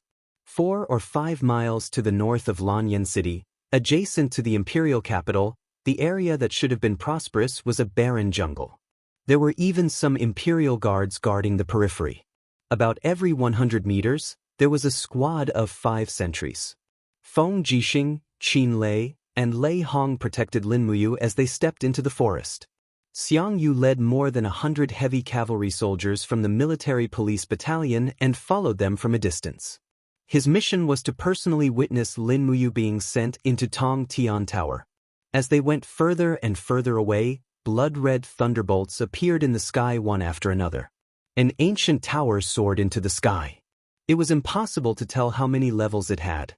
The tip of the tower was inserted into a dark vortex. The vortex was like the mouth of a giant beast in the sky. It seemed as if it would swallow the entire Tower of Babel at any time. Thunder and lightning flashed around the vortex, sweeping the surrounding land with gusts of wind. No one would have thought that there would be such a wonder so close to the imperial capital, Lanyan City. Lin Muyu looked up and couldn't help but feel a trace of fear in his heart. He was a mortal, how could he not be afraid in the face of such heavenly might? Feng Jixing grabbed the reins, looked up at the sky and said, "It is said that the Tower of Babel is the entrance to another plane, but no one has entered it since ancient times. It has stood here alone for tens of thousands of years. Even those who have the power of the divine realm are not willing to enter the Tower of Babel. After you enter, you must be careful. Try to stay on the first floor and don't go up. With your ability, you may be able to survive for a month." Lin Muyu slowly urged his horse forward. Suddenly, he felt a gust of chilly wind sweeping towards him, causing his battle robe to sway incessantly. The war horse he was riding on let out a long neigh and stood up. He hurriedly grabbed the reins and clamped down on the horse's body. Only then did he not fall off. However, animals were intelligent. For the war horse to be so frightened, there must be some ominous things in Tong Tian Tower. Lei Hong said, You must be careful." "Got it, Grandpa Lei Hong." Lin Muyu smiled brightly and patted the temple emblem on her chest. "I still have to return to the temple to be a training partner again. Otherwise, I don't know how Xiling and the other training partners will be bullied." Lei Hong couldn't help but laugh. His nose turned sour as he said, "Then Grandpa will wait for your return in the sacred hall." "It's a deal." Qin Lei carried the thunder-split blade to the bottom of the tower and ordered, "Open the door." Immediately, 2 of the royal guards, whose faces were filled with fear, raised their hands and opened the seal on the heavy metal door. The metal door was filled with rust stains and was already covered with vines. They pulled with all their strength but were actually unable to open the door. Qin Lei frowned and went forward to grab the door handle with his hand. With a low roar, he forcefully pulled the metal door open.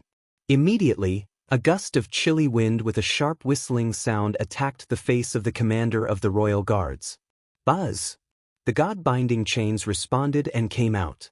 The golden light instantly dispersed the haze. The god-binding chains was a first-grade true dragon martial spirit and was known as the world's strongest light attribute martial spirit. 3 golden chains circled around Qin Lei's body, protecting him from harm while the 2 royal guards rolled and crawled away. Qin Lei frowned and said, "Useless things." Feng Jixing escorted Lin Muyu all the way to the bottom of the tower and said, You must be careful." Lin Muyu looked at the pitch-black scenery inside the tower and took a deep breath. She gripped the burning prairie sword tightly and smiled at Qin Lei. "Big brother Qin Lei, I'm going in." Qin Lei was somewhat moved. His face was filled with reluctance as he said with a trembling voice, You must remember to come out. We are still waiting to beat that bastard Xiang Yu up with you." Not far away, Xiang Yu's face darkened, but he did not flare up. "The temple deacon Lei Hong was here, so Xiangyu did not dare to act rashly. After all, no matter how strong he was not Lei Hong's opponent. Rustle, rustle. Lin Muyu lifted her battle boots and stepped on the steps that were filled with weeds and dust. Just like that, she walked up step by step without looking back. Feng Jixing's concerned voice came from behind. Your body is injured. Stay on the first floor to rest and recuperate during the day. Do not go to the second floor no matter what. Ding. Lin Muyu closed the metal door with the back of her hand. Immediately, it was dark in front of her. Rays of light shone into the four walls of the tower. Fortunately, it was not completely dark like this. The sound of chains being locked came from the metal door behind her. She would not be able to get out within a month. Bang! The small door on the metal door was opened. An Imperial guard brought in food and water. They were all dry rations, enough for 3 days. The sound of footsteps faded away. Presumably, everyone had already left. At this time, Lin Muyu finally had the time to look at her surroundings. The stone walls of the Tower of Babel were covered in a layer of haze. There were even some words that he could not understand carved on them. It was probably some totem culture. The first floor was empty. It was about 100 meters in diameter and was very wide. There was not even a single decoration. It was just empty. The spirit pulse technique automatically extended out, and her spiritual sense slowly rippled. Lin Muyu sat cross-legged and slowly adjusted her breathing. At the same time, she extended her spiritual sense and entered the domain of the second floor. Suddenly, she sensed 3 extremely tyrannical forces lying dormant on the second floor.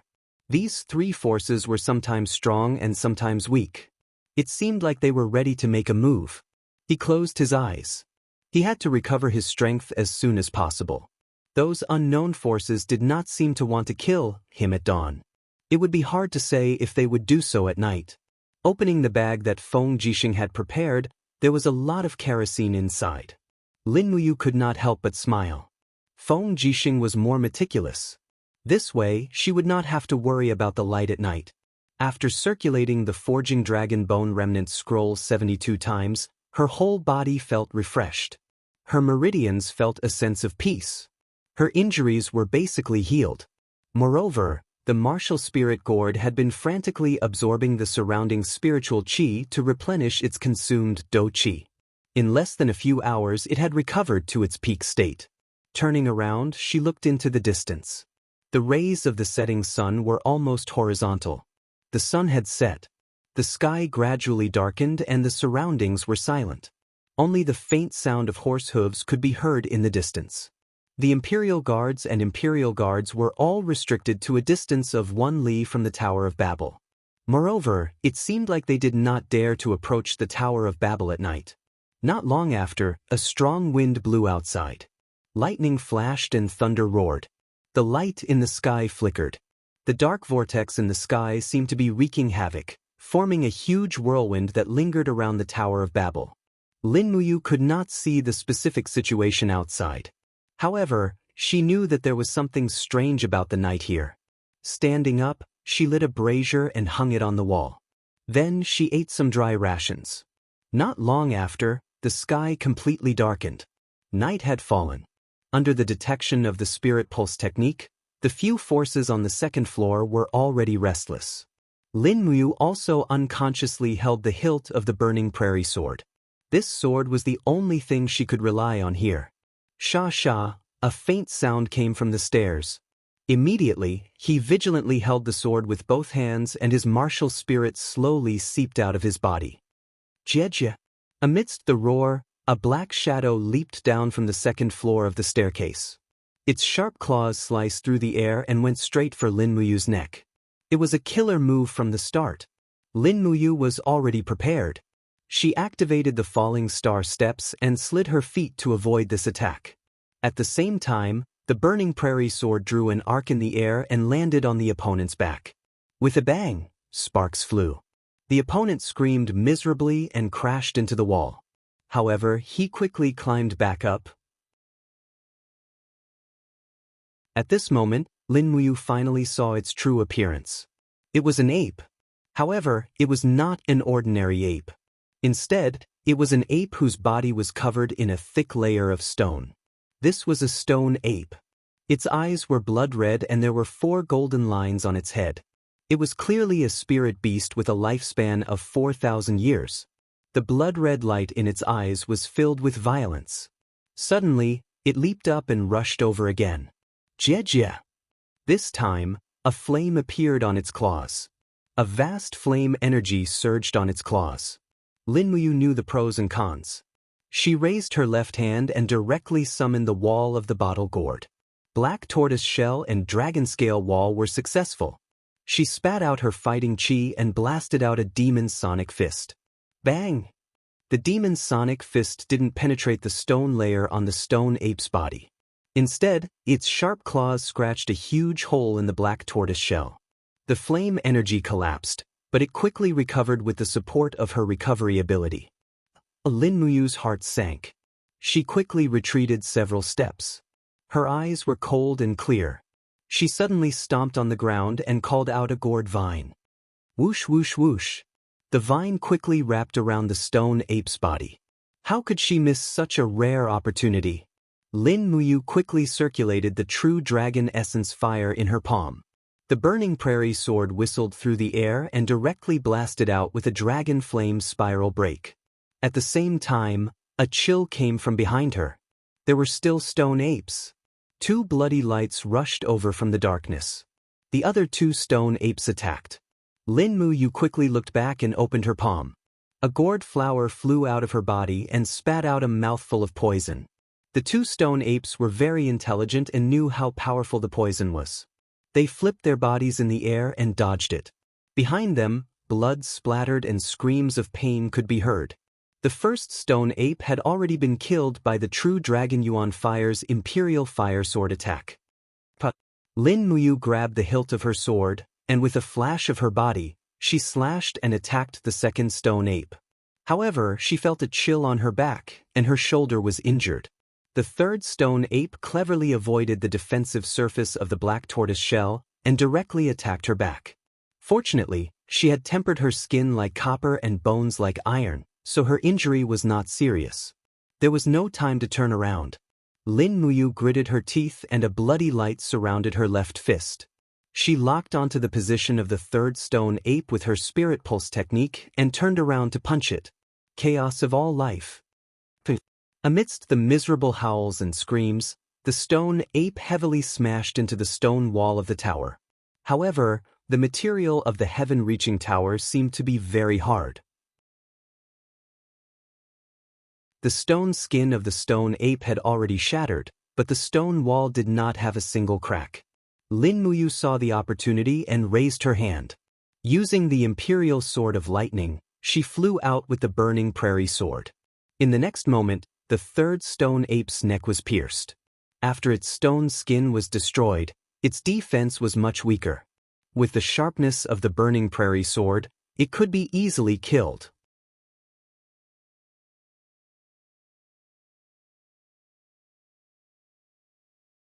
Chapter 113. The last stone ape was almost scared out of its wits. Seeing its companions die one by one, it opened its mouth wide and screamed. It turned around and ran. Lin Muyu didn't know whether to laugh or cry. This stone ape was a 4,000-year-old spirit beast, yet it was so cowardly that no one could see through it. Crash! The green gourd vine broke through the stone and quickly bound the stone ape. The strength of the gourd vine was closely related to the strength of Lin Muyu's battle energy. No matter how the stone ape struggled, it couldn't escape the binding of the gourd vine. Lin Muyu's palms were filled with raging flames. She quickly spun the long sword in front of her chest. Streams of flames turned into spiraling fire energy that lingered around the sword body.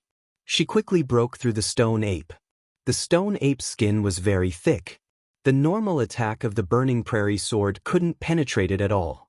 However, it was a piece of cake to use the spiraling power to break through it. Bang! The stone layer shattered and mixed with blood. The stone ape screamed and left with its companions. Lin Muyu took a deep breath. She used the spiraling break twice and the Xian energy of the first star. She had used about 30% of her battle energy. She didn't know if there were more powerful enemies waiting for her. She had to recover her strength as soon as possible. Holding the burning prairie sword, Xiaochen dug out two 4,000-year-old stone ape spirit stones from the skull of the three-headed stone ape. This was a type of rock-type spirit stone. If used to forge weapons, it would be very good.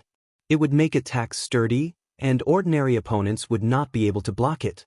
Sitting on the ground, she summoned the martial spirit gourd to refine the spirit of wild beasts. However, what Lin Muyu didn't expect was that the 6-layered green gourd seemed to be very picky with its food. It didn't even absorb any spirit of wild beasts before it was full. After several attempts, he couldn't refine the spirit of wild beasts. He had to give up. It seemed that Lei Hong's teachings were correct. After stepping into the heavenly realm, they had to rely on refining the spirits of wild beasts to increase their cultivation. This was because the power that heavenly realm experts needed was Do Qi, and the spirit of wild beasts contained in the bodies of spiritual beasts was Earth Qi. The two belonged to different natures. If a heavenly realm expert wanted to increase his cultivation, he could only rely on his own hard work and cultivation. It was no wonder that Feng Jixing and Qin Lei had not broken through after stepping into the first layer of the heavenly realm. With their talent, they should have broken through quickly. However, Lin Muyu was not anxious. Although his strength was increasing slowly, it was very stable. This was because the mental cultivation method of the Dragon Forging Bone Remnant Scroll could slowly increase his strength. At most, it would take 2 years, or at least half a year. It was only a matter of time before he stepped into the second tier of the heavenly realm. However, he was still a little impatient, especially after he witnessed Xiang Yu's strength. Xiang Yu was known as the #1 person in the younger generation of the empire. This was definitely not an undeserved reputation. With his strength alone, he could contend against Feng Jixing, Qin Lei, and Lin Muyu. In the end, it could also be considered a draw. This was a little too shocking. Feng Jixing and Qin Lei, these two young elites, were both dragons among men, while Xiang Yu pretty much belonged to the category of dragons among dragons. When he thought of Xiang Yu's eyes that were filled with killing intent, Lin Muyu could not help but feel a chill in his heart. Xiang Yu's bloodline originated from Xiang Wenyan. He had the right to be unruly. Furthermore, Xiang Yu wholeheartedly wanted to get rid of Feng Jixing. This point also made Lin Muyu worried. Feng Jixing's style of doing things was eclectic and open-minded. The Imperial Guard that he commanded had always been the strongest barrier of the Imperial capital. If Xiang Yu wanted to obtain the position of the #1 person in the Empire's army, he had to get rid of Feng Jixing. After adjusting his breathing for close to 2 hours, the martial spirit gourd greedily absorbed the spiritual energy in the surroundings. What made Lin Muyu more gratified was that the spiritual energy in the vicinity of Tong Tian Tower was very abundant. It was even more vigorous than in Lan Yen City. Therefore, the battle energy in his body had mostly recovered.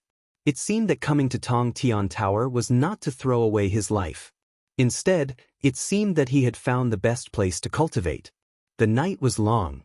He circulated the Forging Dragon Bone Remnant Scroll and the Spirit Pulse technique again and again to temper his body and soul. Meanwhile, the light from the oil lamp above his head flickered faintly. When dawn was about to break, his spiritual sense once again sensed a powerful force. Lin Muyu immediately became alert. He raised his hand and grabbed the hilt of his sword. Although the Spirit Pulse technique was mysterious, it could not extend to the 3rd floor. It seemed that there was something restricting him on the 2nd floor. It was like a barrier. The night wind blew on the Holy Temple's battle robe. At this moment, how could he care about the cold? His clear eyes were like twinkling stars in the night sky as he stared at the stairs in the distance. However, he did not see anyone. He did not even see a spiritual beast. Could it be a false alarm? At this moment, the spiritual pulse technique suddenly pulsated not far away, and a surge of energy leaped up. Lin Muyu let out a low grunt and raised her hand to unleash a blazing hot Do Qi storm. Voila! The Do Qi swept across the ground and quickly blew out a human figure. As expected, the person who came was invisible. It was a very thin person with 2 daggers in his hands. The shape of his face looked very twisted and strange. It was like the face of an ugly monkey. His beard was not long, but every strand of it was like iron thorns piercing out of his skin. Fortunately, the spirit pulse technique could sense him. Otherwise, he would have been ambushed by this person. "Who are you?" Lin Muyu held the sword in his hand and asked calmly. The person licked his lips. His expression was indescribably wretched. He said, "It has been many years since someone was sent to Tong Tian Tower. I thought that the empire was safe and sound. I did not expect that a new person would come today. Hee kid, you are only my prey. Wait until you go to hell and ask me who I am." As he said that, he suddenly waved his dagger. A milky white light appeared on his arm. Do Chi. Another heaven realm rancor. Although the dagger was short, the Do Chi that surged out was at least 2 meters long. Lin Muyu quickly got into position. The wall of the gourd was placed in front of his chest to block the opponent's attack. However, he only felt his blood boil. The strength of the person's Do Chi was stronger than his. Dang dang dang. Her dagger was parried by the burning prairie sword several times in a row. Lin Muyu looked for an opportunity and gave a heavy kick. Do Chi shrouded her combat boots and sent her opponent flying a few steps back. The burning prairie sword flashed and instantly unleashed 5 slashes. This was the speed formula of the Imperial Wind Sword technique. The storm-like attacks could catch the opponent off guard. However, the thin assassin in front of him was not weak. His eyesight was excellent. With a flick of his wrist, the dagger danced like a butterfly, dispelling all of Lin Muyu's attacks. However, a trace of surprise appeared on his face. He did not think that this kid who had just been sent to Tong Tian Tower would be so strong. Papa! Papa! Lightning flashed. Lin Muyu directly threw the burning prairie sword, using the thunder sword technique to attack the opponent. The assassin was stunned. He had never seen such an attack pattern before. He quickly brandished his dagger to parry the attack. Clang! He managed to parry the attack, but his arms suddenly went numb. Lin Muyu's attack was too strong. Damn it! He cursed and roared in rage, "Yi Sha!" In the darkness, his martial spirit was quickly released. It was like a ball of dark elements surrounding his body. Immediately after, the space seemed to distort and turned into a chaotic darkness. The assassin's figure disappeared again. Lin Muyu was slightly stunned. She finally understood why this person could become invisible.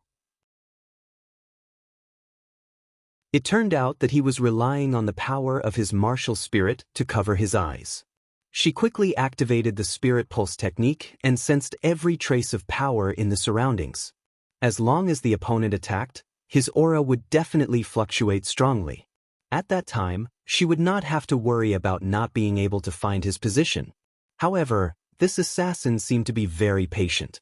He did not appear for a full 10 minutes. Lin Muyu frowned. She could not help but feel a little anxious. At this moment, a cold wind suddenly blew in front of her chest. The opponent's 2 daggers had joined together and launched an attack. It was similar to Lin Muyu's fire sword technique. His daggers were surrounded by a spiral of dark energy, which quickly broke through the black tortoise shell and dragon scale wall. So strong, the defensive layer was broken through. There was no way to dodge. Either his heart would be pierced, or he would choose to attack other parts of his body. In a flash, Lin Muyu reacted. She moved half a meter with the star steps. In the next moment, she felt a sharp pain in her arm.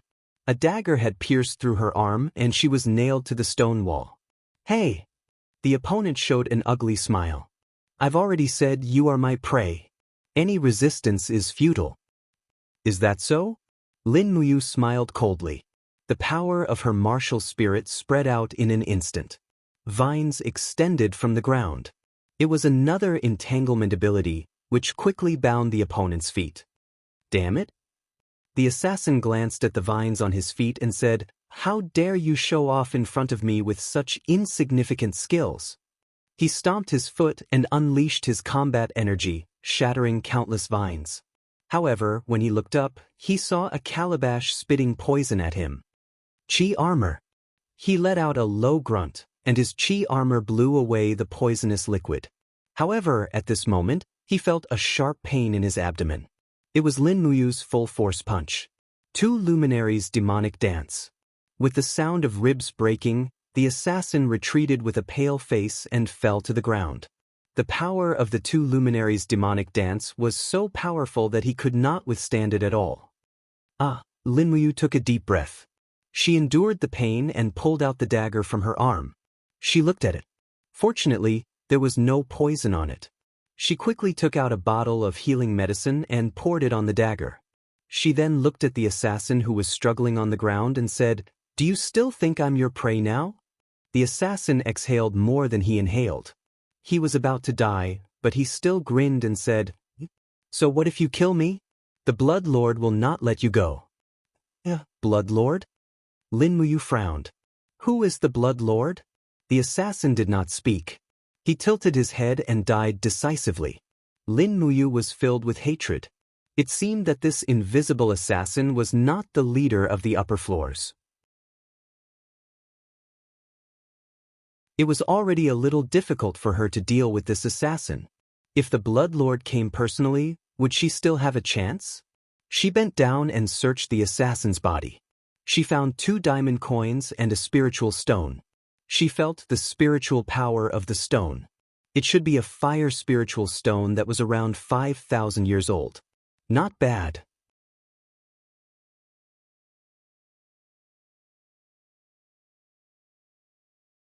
Chapter 114. In the Zetian Palace Hall, a group of 12 maids were holding candles and lighting up the Xieji Palace lanterns. The candlelight shone on the white jade floor like flashing red stars. The late autumn breeze blew and the candlelight began to sneeze. One of the maids couldn't help but sneeze and said in a low voice, "The weather is getting colder." The maids whispered a few words and left the main hall of the Zetian Palace Hall, leaving only the bright moonlight shining on the floor tiles of the main hall. Whoosh whoosh, the night breeze ruffled her dark purple cloak. Qin Yin frowned slightly and walked quickly on the long corridor of the palace. The maids behind her could barely keep up with her. One of them said, "Your Highness, please slow down." However, Qin Yin's speed was not slow. She leaped and landed on the surface of the lotus pond in the pavilion. A ripple spread out, and this beautiful princess had already landed on the other side of the pavilion. Her snow-white skin was glowing with a faint golden light, and her God-binding chain's martial soul was already on the verge of being released. The temple warriors hurriedly stopped her and said, "Your Highness, what are you doing?" "I want to see my father. His Majesty has already gone to bed. He has ordered that no one is to disturb him." "Then I want to see him too." Qin Yin raised her brows and her beautiful face was filled with charming arrogance.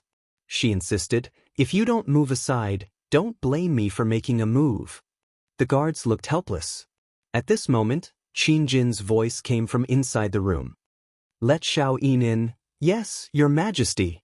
Qin Yin pushed the door open and entered. She saw Qin Jin reading a scroll under the candlelight.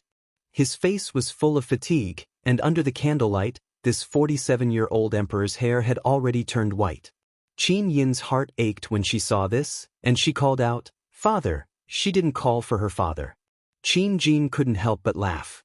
He raised his head to look at his daughter and said, "It's been a long time since you called me that. Back then, I wanted you to call me Imperial Father, but I had to teach you for a very, very long time." Qin Yin's eyes reddened.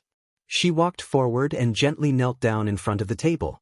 The girl's beautiful hair flowed down her shoulders and fell on the files on the table.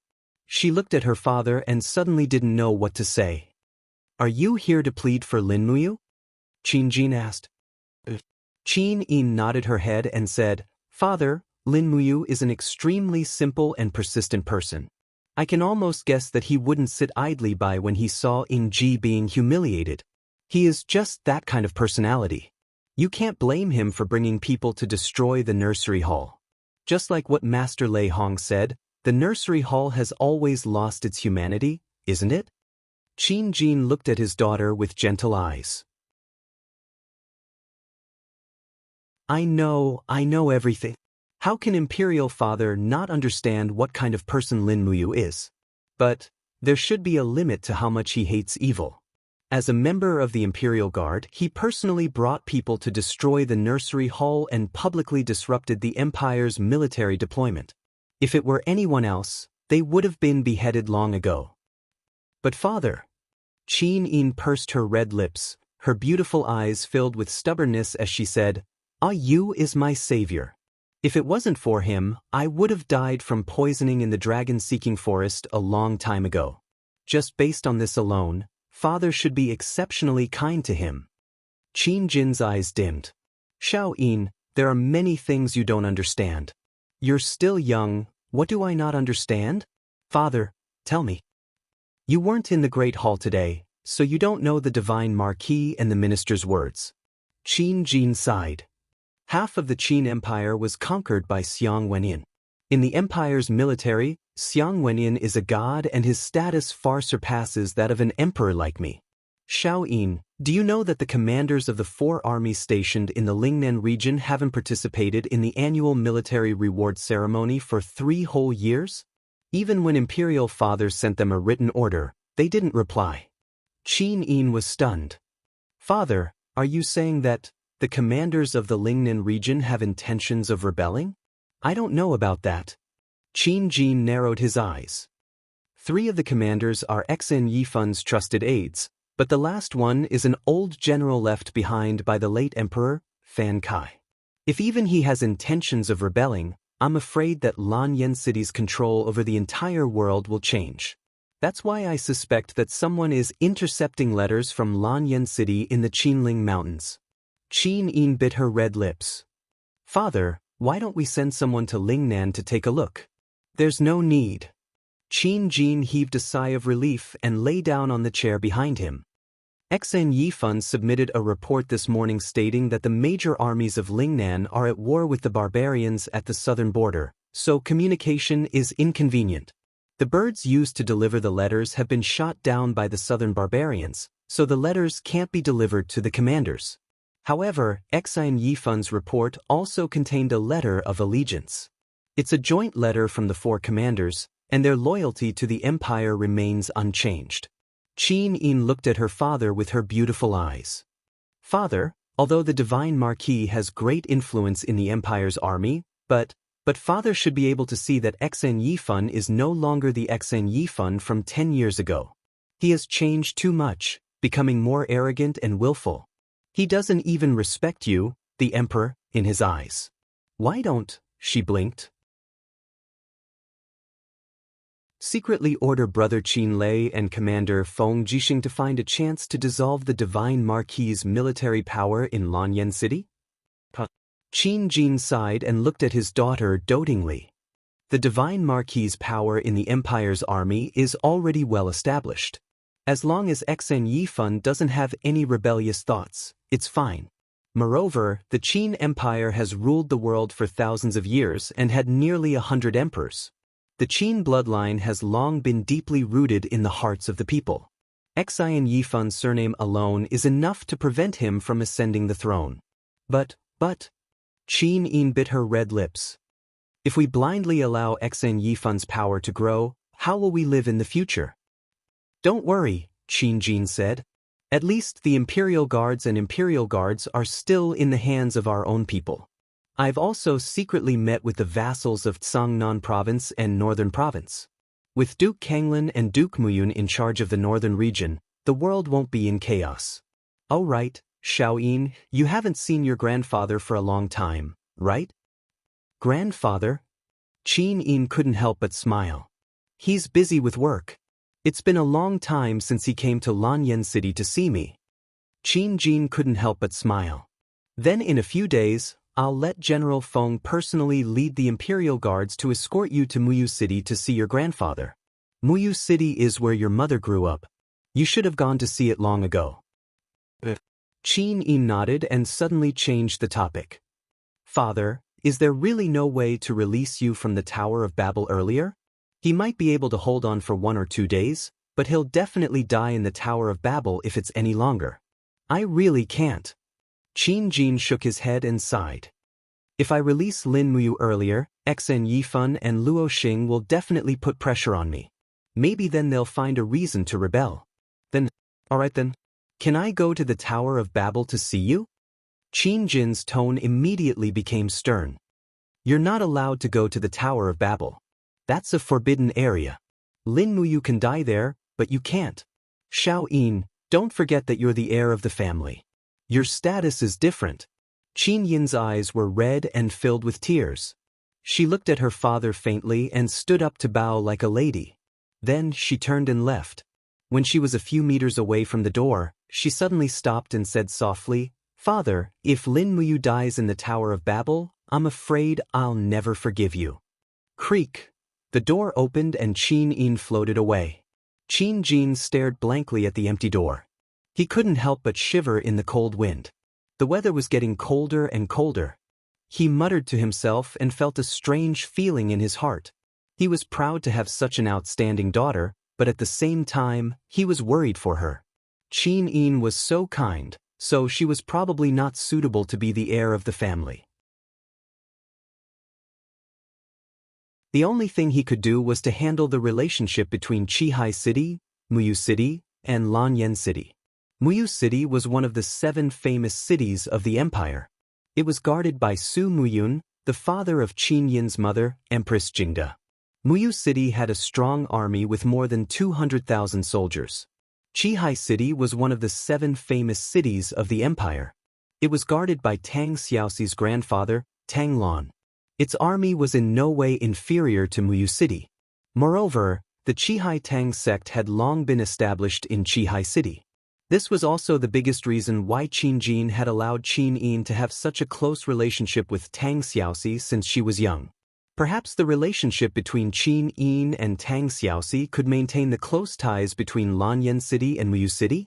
After thinking for a long time, this late emperor stood up and went to rest. That night, Lin Muyu did not sleep at all.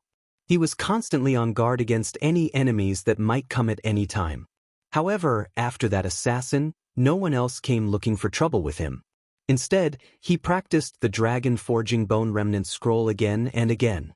That night, he went through 72 circulations a few times and the strength of his Do Qi increased by quite a bit.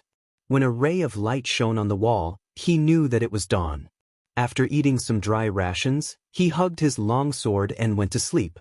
He did this repeatedly, sleeping during the day and resting at night. In the blink of an eye, 3 days had passed, and he hadn't been ambushed again. However, there was a problem that was bothering him.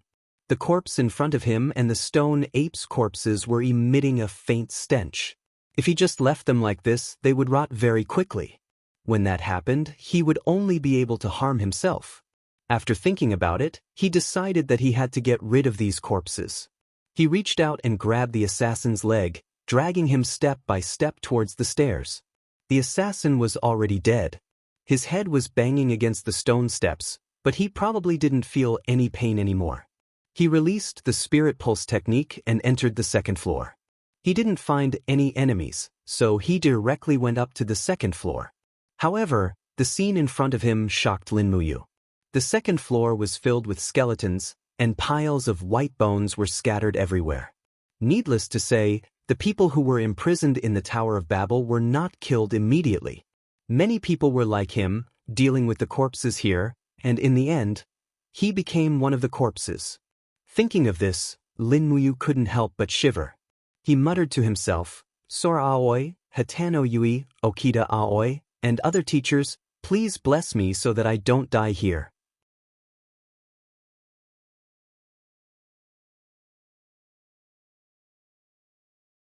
Chapter 115. After throwing the corpses on the ground, he dragged the corpses of the 3 stone apes up and put them together. The burning prairie sword released fire elements and burned these corpses. If they were allowed to rot on their own, the corpse chi would be enough to make Lin Muyu fall seriously ill. At that time, he would probably die without anyone doing anything. He glanced at the stone steps leading to the 3rd floor. It was empty, but his spiritual perception felt different. The stone steps were filled with an awe-inspiring aura. Lin Muyu took a deep breath, picked up a stone from the ground, and threw it with force. Bang! The stone instantly turned into powder, and a red ripple spread out. There was indeed a blood-red barrier on the stone steps. No wonder his spiritual perception couldn't detect what was on the third floor. At this moment, an awe-inspiring voice came from the third floor. "Do you want to see me?" This voice was like a malicious spirit from purgatory, and it made people's hair stand on end. Although Lin Muyu was arrogant, he knew his limits. He didn't think of going to the third floor to die, so he turned around and went back to the first floor without looking back. If his spiritual perception couldn't pass through the barrier, he wouldn't be able to determine the strength of his opponent. It was better not to try. Pada!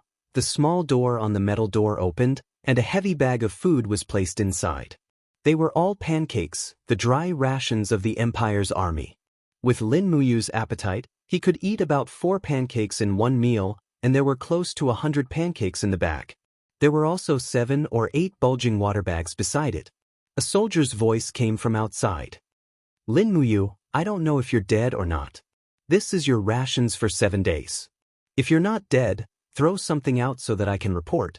Lin Muyu threw an empty water bag out from the small door. Immediately, the lieutenant chuckled. "You're actually not dead?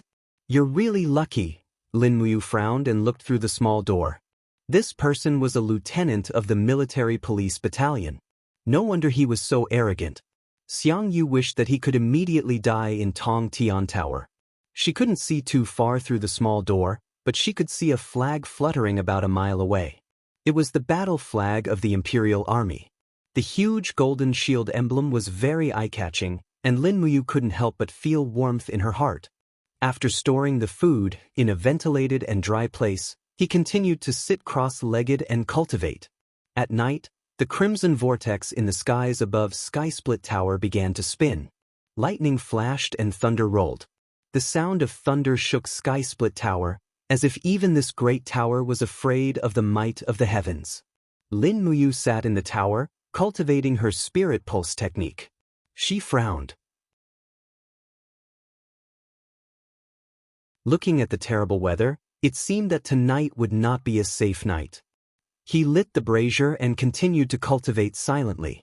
The lightning and thunder outside did not seem to affect him at all. After an unknown period of time, Lin Muyu's heart suddenly moved. Her spirit pulse technique detected that a strong force had entered the second floor of Sky Split Tower. It must be something that came down from the third floor. Clang! With a wave of her hand, she pulled out the burning prairie sword. The incoming person was extremely fast. A gray shadow scuttled down the stone steps, accompanied by a hair-raising cry. It was a creature that looked like a deep-sea crustacean. Its back was covered with a thick shell, and its face was ferocious and terrifying. Its 4 legs stood on the ground, and its body was covered with spikes. Hee-hee, when it screamed, those spikes all stood up, and it suddenly looked like a frightening hedgehog. "What the hell is this?" Lin Muyu gritted her teeth and raised her hand to summon the wall of the gourd. The mystic tortoise shell and the dragon scale wall were quickly activated. It was necessary to maintain the best defense against this kind of thing. "Brother." Lulu's voice came from the Ehai. "This is a thorn demon, a type of scavenging creature. Be careful of its poisonous spikes. These stab wounds are all poisonous." Lin Muyu nodded her head. Her gaze swept across the top of the thorn demon's head. There were 5 golden lines and 1 silver line. This was a 5,100-year-old spiritual beast. Lin Muyu had killed many spiritual beasts before, but it was the first time she had seen such an ugly one. The thorn demon was not in a hurry to attack. Instead, it slowly walked to a position that was less than 20 meters away from Lin Muyu. Suddenly, it screamed loudly and spun its body, shooting more than 10 poisonous spikes through the air. Pa pa pa. The poisonous spikes were perfectly blocked by the wall of the gourd. Lin Muyu raised her hand and threw out the demon noise blade. With a sharp whistle, the demon noise blade went straight for the thorn demon's neck. However, the thorn demon's speed became faster. It twisted its body and used the shell on its back to block the demon noise blade. With a dang sound, the demon noise blade actually did not pierce through and was instead rebounded. Jie. The thorn demon roared and rushed over. It opened its mouth and spat out a mouthful of poisonous liquid. Lin Muyu hurriedly increased the strength of the gourd's battle energy.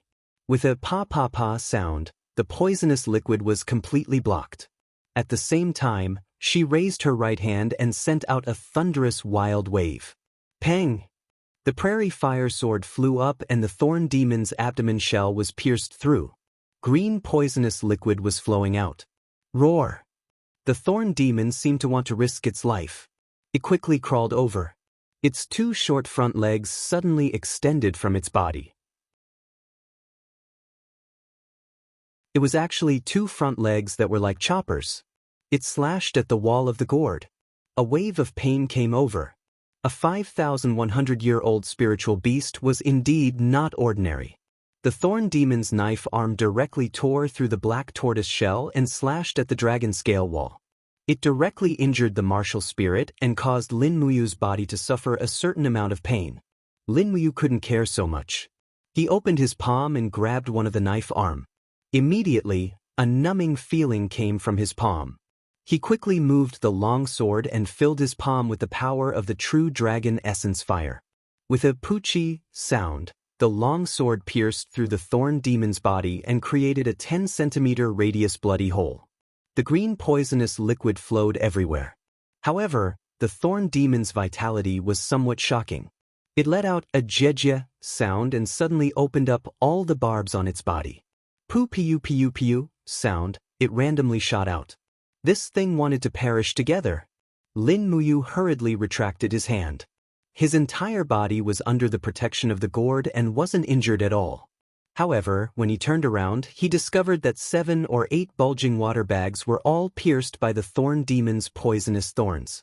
The water was flowing all over the ground. This was his 7 days of drinking water. In an instant, Lin Muyu's heart felt as though there were a million grass mud horses galloping in his heart. He turned around and glared at the thorn demon.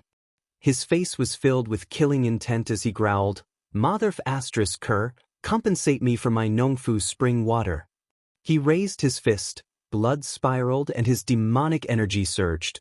2 luminaries' demonic dance. Bang! With a heavy strike, the thorn demon's huge body was sent flying like a ball. It hit the stone wall and bounced back, but it still didn't die.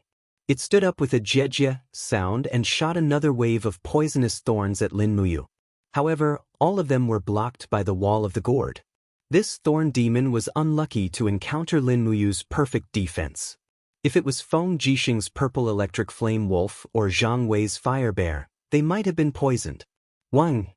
The flames spiraled around the long sword, and the second spiraling break once again tore a huge bloody hole on the thorny devil's body.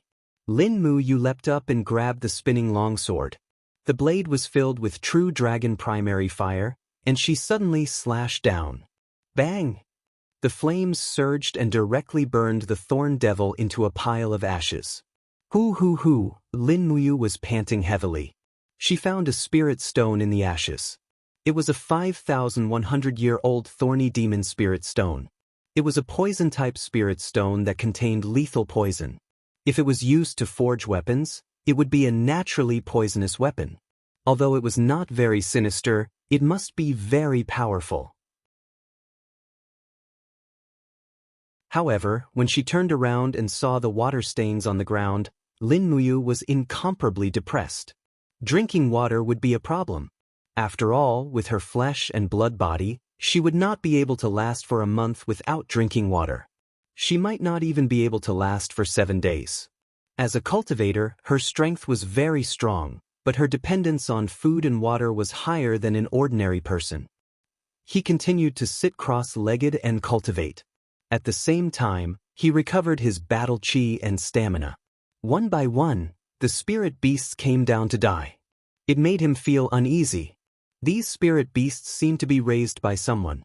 However, who had the ability to raise these spirit beasts? Moreover, the people at the upper levels did not have food and water. What did they rely on to survive? Was it just to hunt the birds in the sky and drink their blood? When he thought of this, his body could not help but tremble. He looked up at the upper levels. There would not be anyone else coming tonight, right? However, he was wrong. When it was close to dawn, another force came from the 3rd level to the 1st level. Dang! Lin Muyu unsheathed the burning prairie sword and looked straight at the staircase.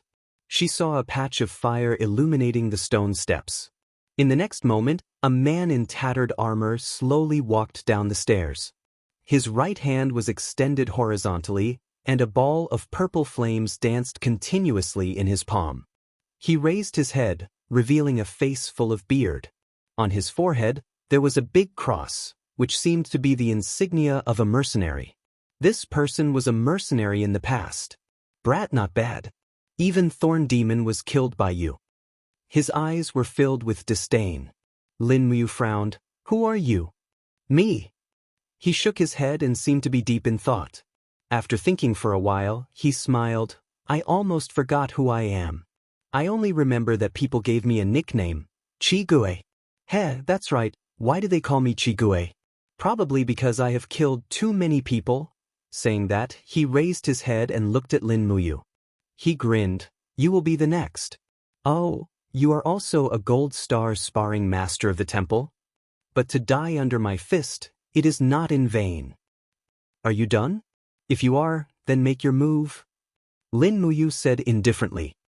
Chigue's expression turned cold, flames crawled up his arms and a malevolent fiery red ghost martial spirit appeared behind him. It seemed that his name came from this fire attribute martial spirit. The fist energy was biting cold. Once he made his move, it could be seen, fiery fist. This person was using Xiang Wentian's famous fist technique, which was different from Zhang Wei's fiery soul fist. His fiery fist was purer, and its power was also much stronger. His Do Qi was transformed into flames, and this flame force was not something that Zhang Wei's fist could produce. You're tuning in to the Passion Pages YouTube channel. We're so grateful for your support, and don't forget to subscribe to join us on this incredible journey through captivating stories. Your generosity through donations truly makes a world of difference, as it's the primary source of revenue that allows me to expand and enhance this channel for you. Thank you from the bottom of my heart for being a part of this adventure.